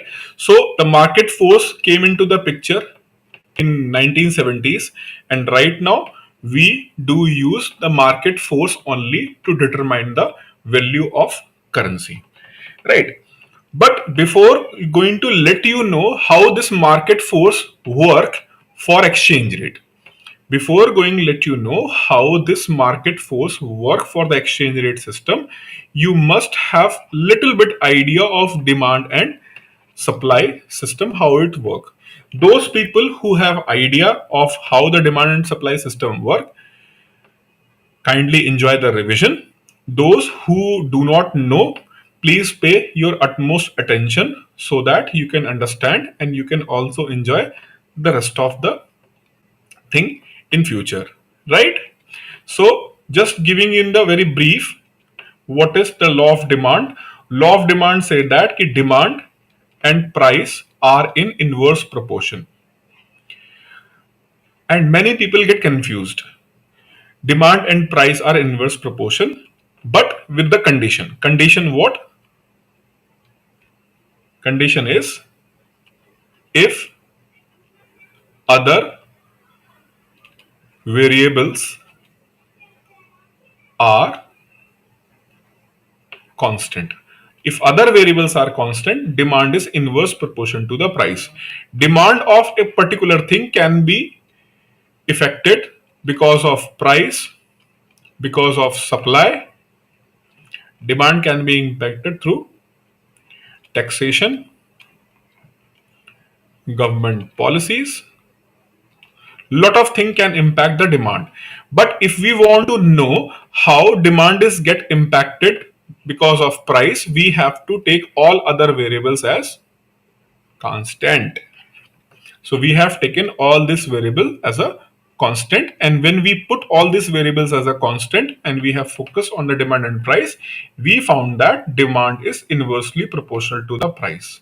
Similarly, if we want to know what is the relationship between supply and price, if we want to know what is the impact, similarly, if we'll say supply is affected because of demand, supply is affected due to price, blah blah blah blah, all these things are going to impact the supply. So if we want to know how supplies get impacted because of price, we have to take other variables constant.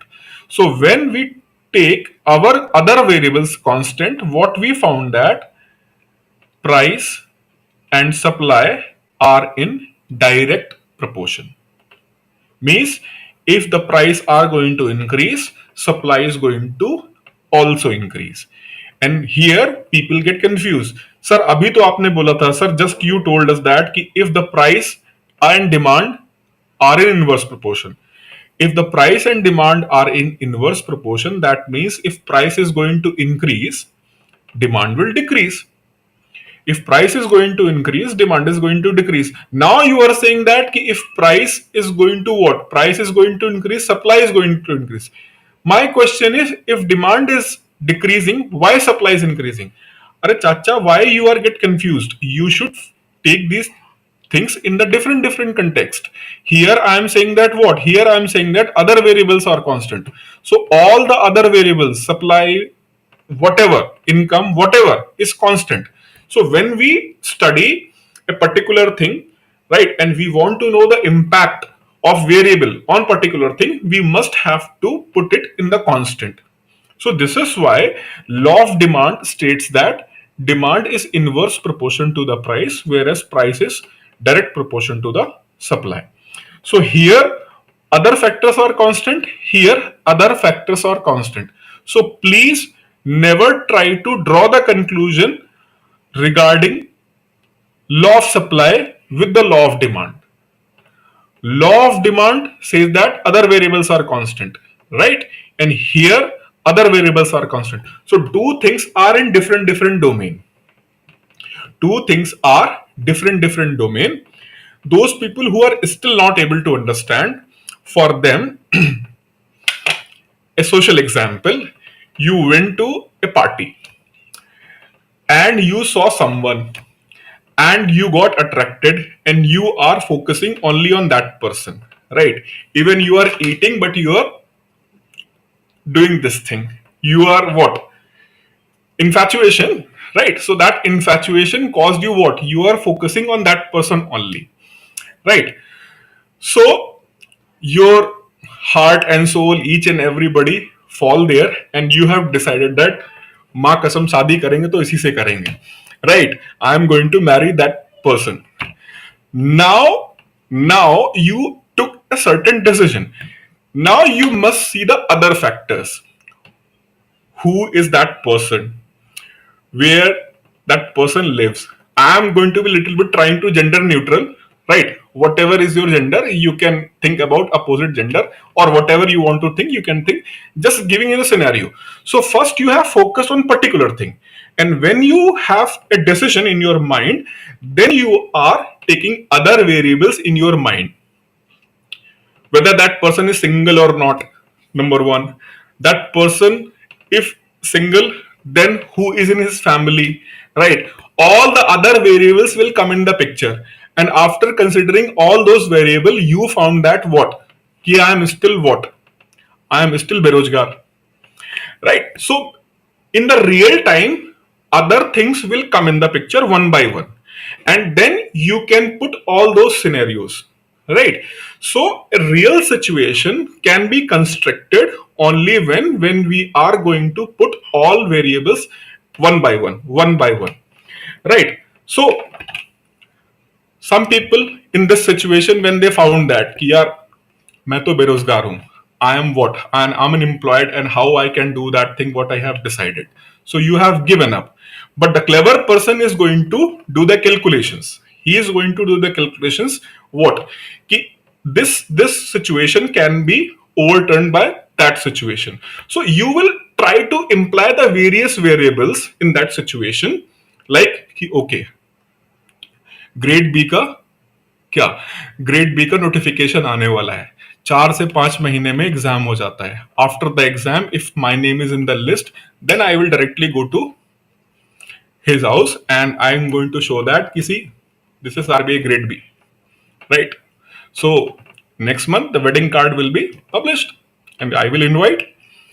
So things will start working. But if you are in the party and you are not able to focus only one person, you are focusing here and there, whatever the things are available, or whatever the means, things means what, whatever is available, you are not able to focus on one thing, then nothing is going to happen. So in order to get the result, you have to focus on a particular thing, right? इससे और आसान तरीके से नहीं समझा सकता भाई, ठीक है?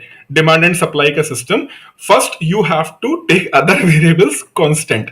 सो this is the basis of what any law, anything, whether it is physics or chemistry or economics or any subject, you must have to focus on particular thing, then start putting the variables, right? So I explained you this law of demand and law of supply. Now I just want to let you know how the exchange rate is determined. So before that, I'm going to take this law of demand. अरे ये पिंकू कहाँ से आ गया?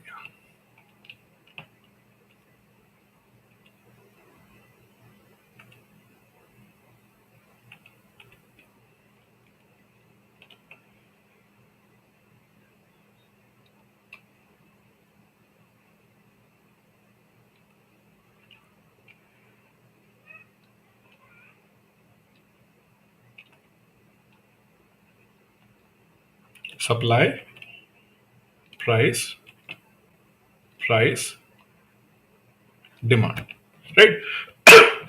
So as per the law of demand, if price is high, then demand is going to be low. If price is going to decrease, if price is going to decrease, then demand is going to increase. So if price is, suppose P1, P1, price is low. Right now we have demand dx, right? At this point, we have demand at this point. Price start increasing, then demand will start decreasing as per the law of demand. So next point on the curve will be here. Next point will be here when the price will increase. So every time price will be increased. So we are going to get this kind of the curve, right? This kind of the curve, that is demand curve. And this demand curve, sometimes people say that sir, if I will look from this side, it is moving upwards. If I will look this side, it is going to be downwards. You always must have to see the slope of the curve from origin point. So if we will look from the origin point, you are standing here at origin point, and if you will look, it is what? Down sloping, down sloping curve, demand curve, right? Similarly, I'm going little bit fast because it is not intention to explain you the law of demand and supply. The intention is to make you understand how exchange rate is working right now. Okay, so if you are going to at the law of supply point, as per the law of supply, price is directly proportional to supply. So initially, if the price will be low, supply is also going to be low. If price is going to increase,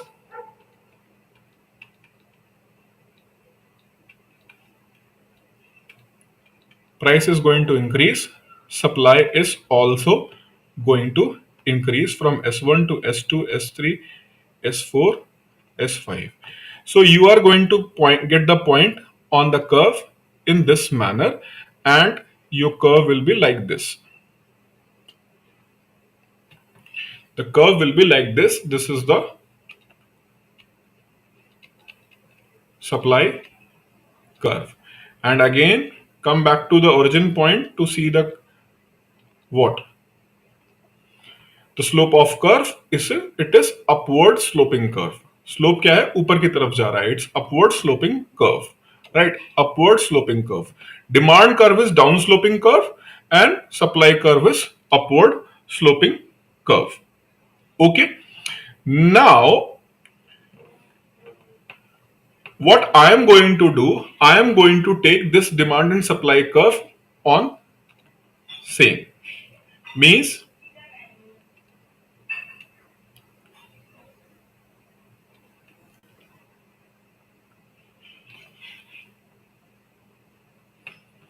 if I will put these two curve at same, means on the same axis, means here this was a supply curve,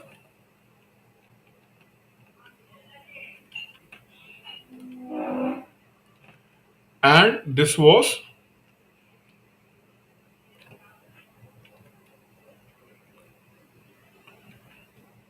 demand curve.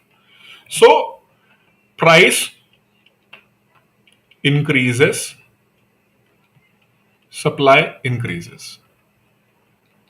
Price increases, demand decreases. But at a point of time, a point of, on this means at a particular point, both this demand and supply curve are going to intersect each other. They are going to intersect each other, and this is what we called as a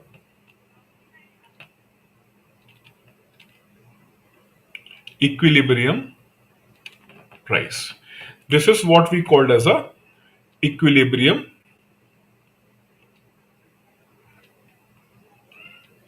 price.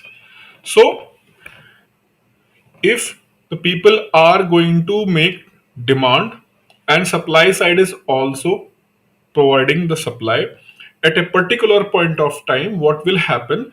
There will be a price on which demand and supply is going to be in equilibrium, right? Demand and supply is going to be equal at that point of price. So on a particular price, demand and supply is going to be remain constant. So we will call it as a what we will call as a equilibrium price. Have you got the understanding about the equilibrium price? Sir, I have a doubt from another topic of eco. Can I ask today at the end of the session? Yes, you can ask. So have you got this understanding? Equilibrium price, right? Equilibrium price. Is it clear? Please let me know.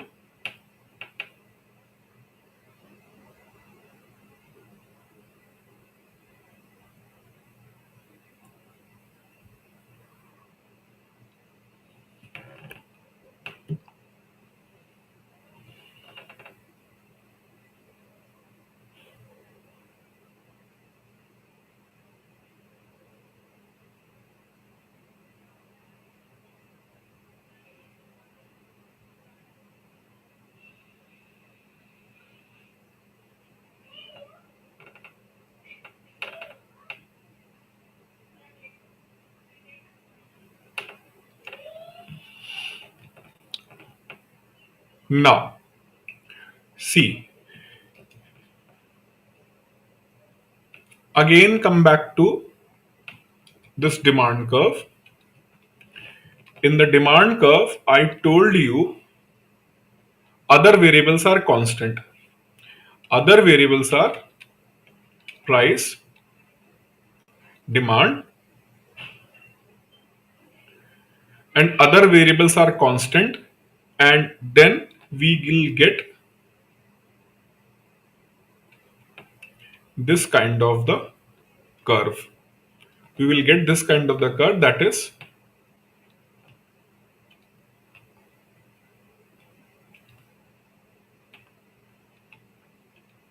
just representing with D, demand curve.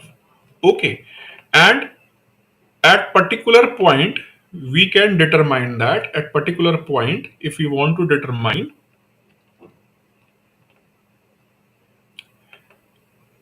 this is the particular price, and at this particular price this is the demand. For example, the price is px and demand is dx, right? At this price px, what is the demand? Demand is dx. And while saying this thing, I told you that d is inversely proportional to the price, right? I told you that demand is inversely proportional to the price. Now I am introducing one more variable, the variable of income. So at price px, demand is dx and income was I1. So at income I1, price px, demand is dx. Income is I1, which was constant. Income is constant because in the law of demand we take the income and other variables as a constant, and at that price we found that at price px, demand is dx.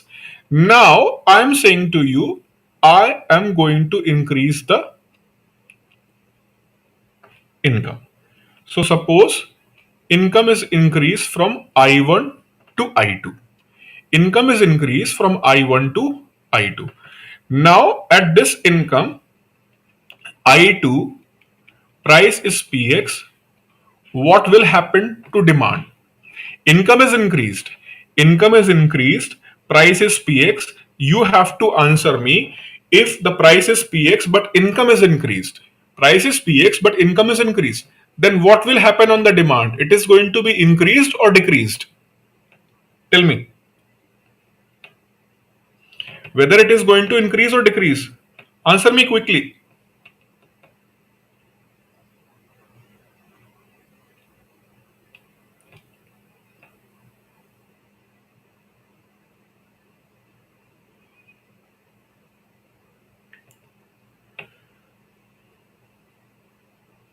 increases. Okay. So that means earlier income was I1, but income is increased. Now this demand point which is coming here, now it will shift to little bit this side, and it is going to have another point. So what I want to let you know is, if income is going to increase, then demand is going to increase, right? So if demand is going to increase at price px, demand was dx. Suppose that at price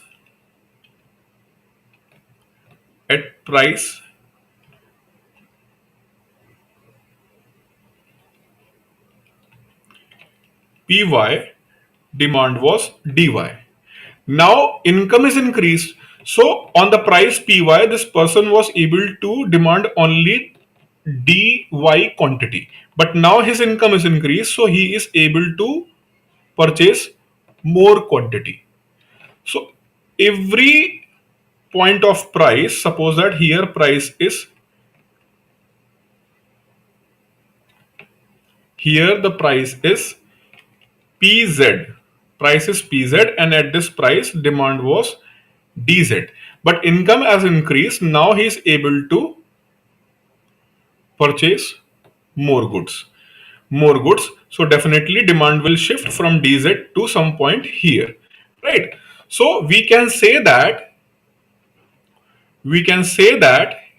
if if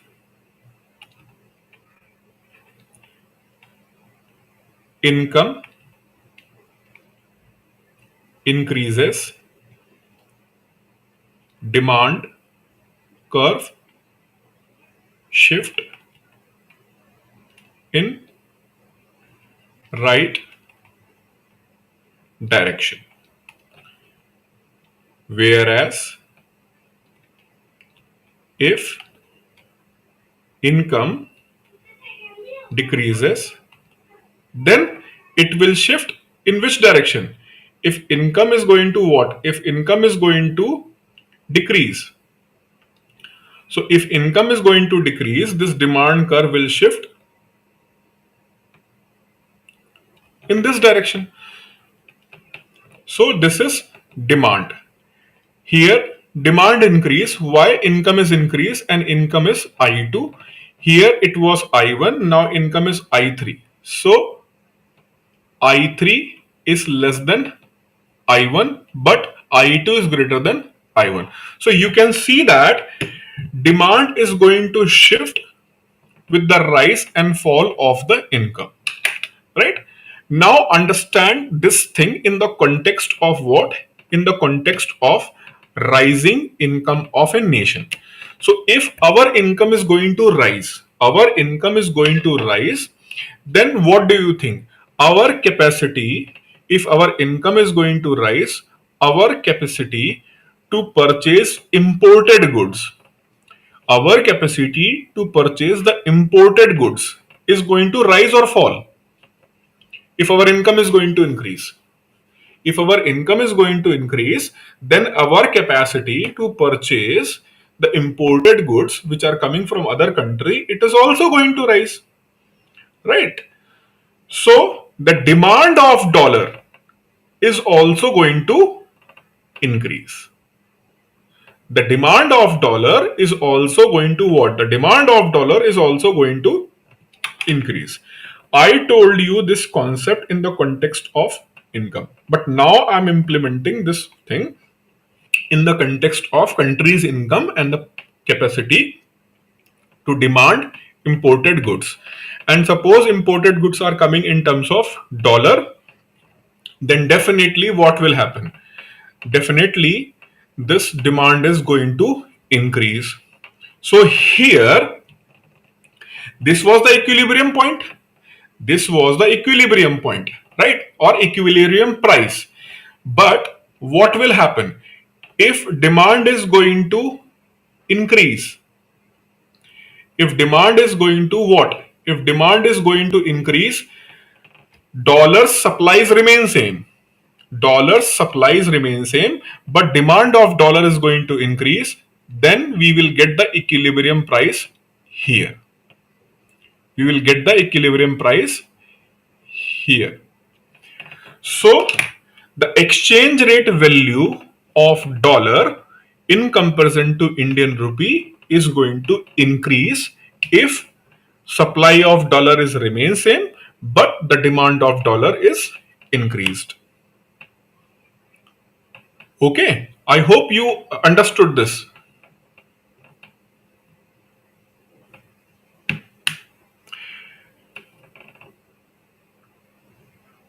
Have you understood this?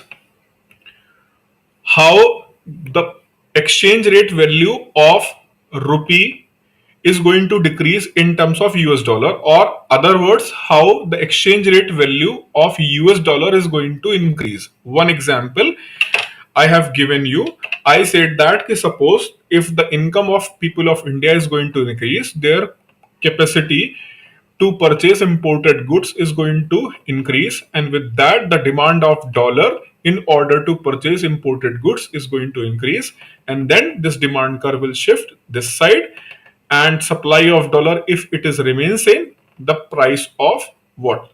The price of dollar, it is going to increase in comparison to Indian rupee. Clear?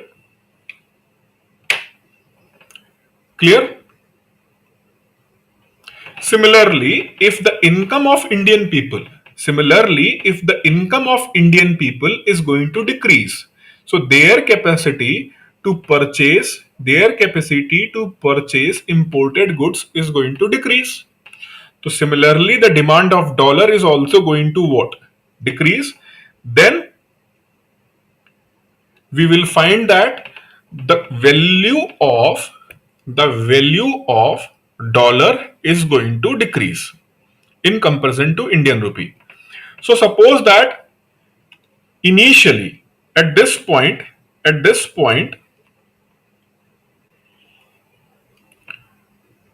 $1 was equal to 75 rupees. Demand rises, so it went to 78 rupees. $1, 78 rupees. At this point, $1 went to 70 rupees.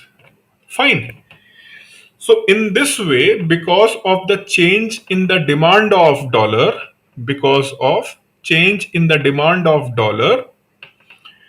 the value of dollar or the value of rupee with respect to dollar is changing. Sometimes it's getting 75 to 78, and maybe it will go to 70 also. And this is happening when we have take supply of dollar as a constant. Right? If the supply of dollar is also going to change, then you can discover the different prices here. For example, suppose that if the supply of dollar is going to increase and supply of dollar is going to decrease, so you are going to get different prices. You can see that here we are getting the multiple points. Right, here we are getting the multiple points. These are what? These are demand curve, demand increase, demand decrease, supply curve, supply increase, supply decrease. So in that way, the price of dollar against to Indian rupee is going to change. Now, my one request to all of you, before I am going to start next day's lecture, that is at 8 p.m., it is my humble request, please see the last 15 minutes of today's lecture, because we are going to continue from here.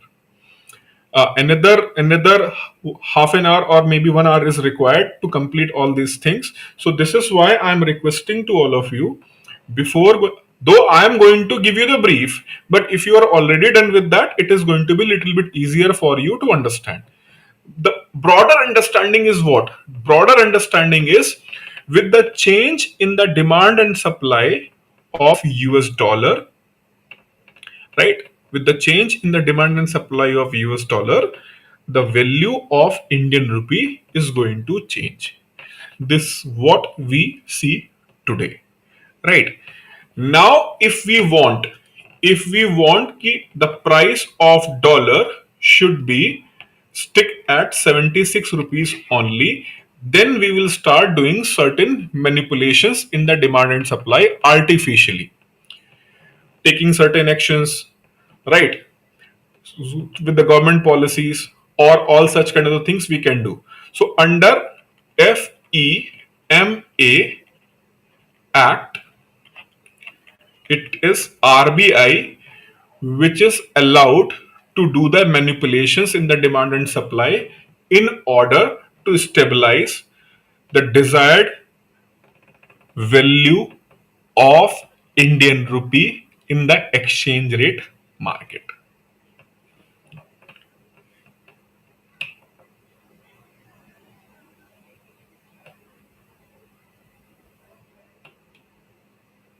Yes, Chetan. It is demand and supply. It is demand and supply only, which determines.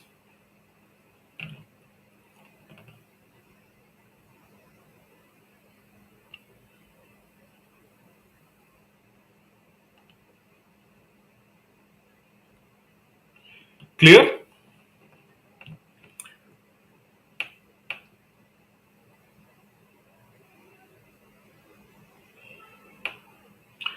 Chetan, I thought that I will cover that question today, but as I went little bit more extensive to explain all these things, so it was not possible today, but tomorrow definitely it is going to be covered.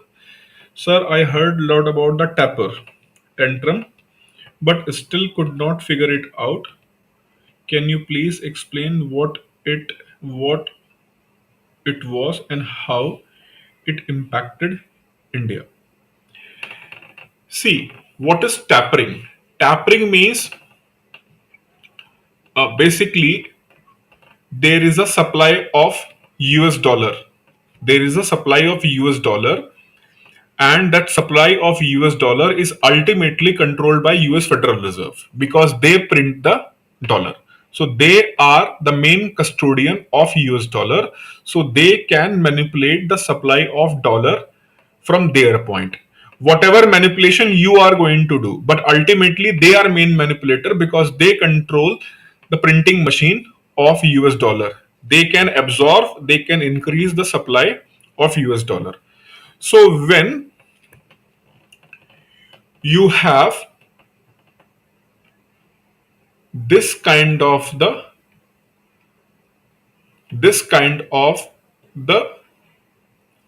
reserve, right? Uh, just consider as a this kind of the reserve, but you want it here. You want it here. This is the supply of earlier supply, the present supply of the US dollar. We want to put it here. So rather than going in one shot, we have made it like this in the first instance. Then we did this in the second instance. So gradually we are doing what?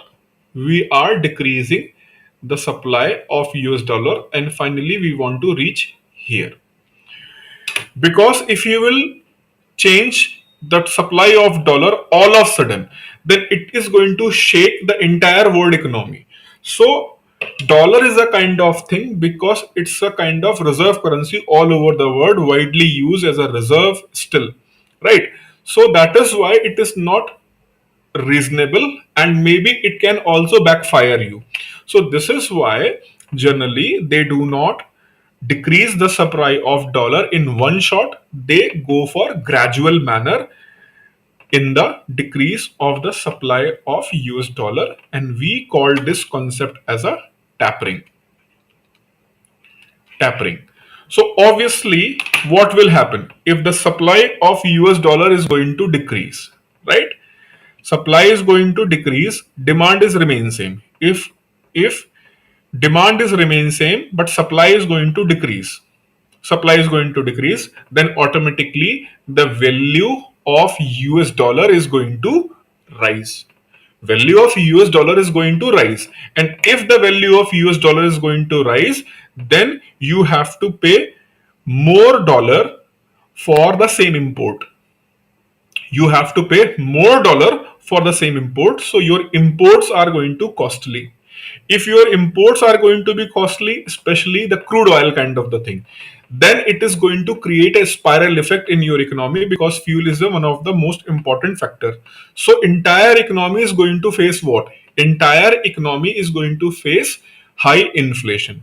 So in order to address such kind of the issue, RBI have to increase the supply of dollar from its end. So what RBI is going to do? RBI is going to issue some dollar from its reserve. It is going to do what? It is going to announce in the market, we are ready to purchase our rupee. Whatever the rupee you have in the international market, we are ready to purchase against the US dollar. So you will start flowing out of the dollar and purchase the Indian rupee. So if you will start flushing out the dollar and you are started sucking the rupee, the rupee is in this amount, particular amount of rupees available in the international currency market. So when you start purchasing the rupee, the demand of rupee is going to rise, and you are going to purchase this rupee against the US dollar.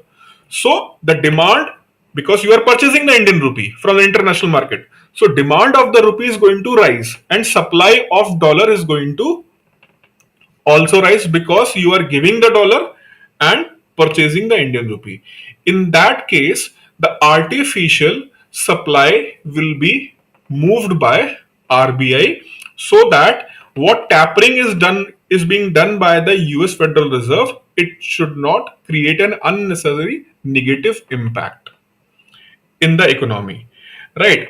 So with these all these things, we do such kind of the thing. Is it clear?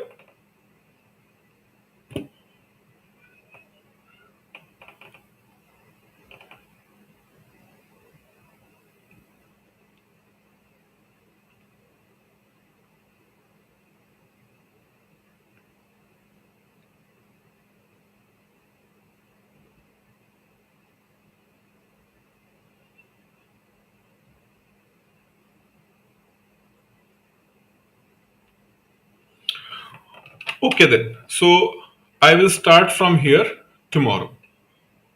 Okay.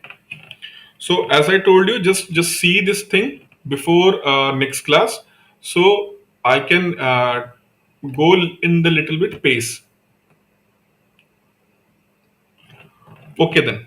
I'm winding up this session for today.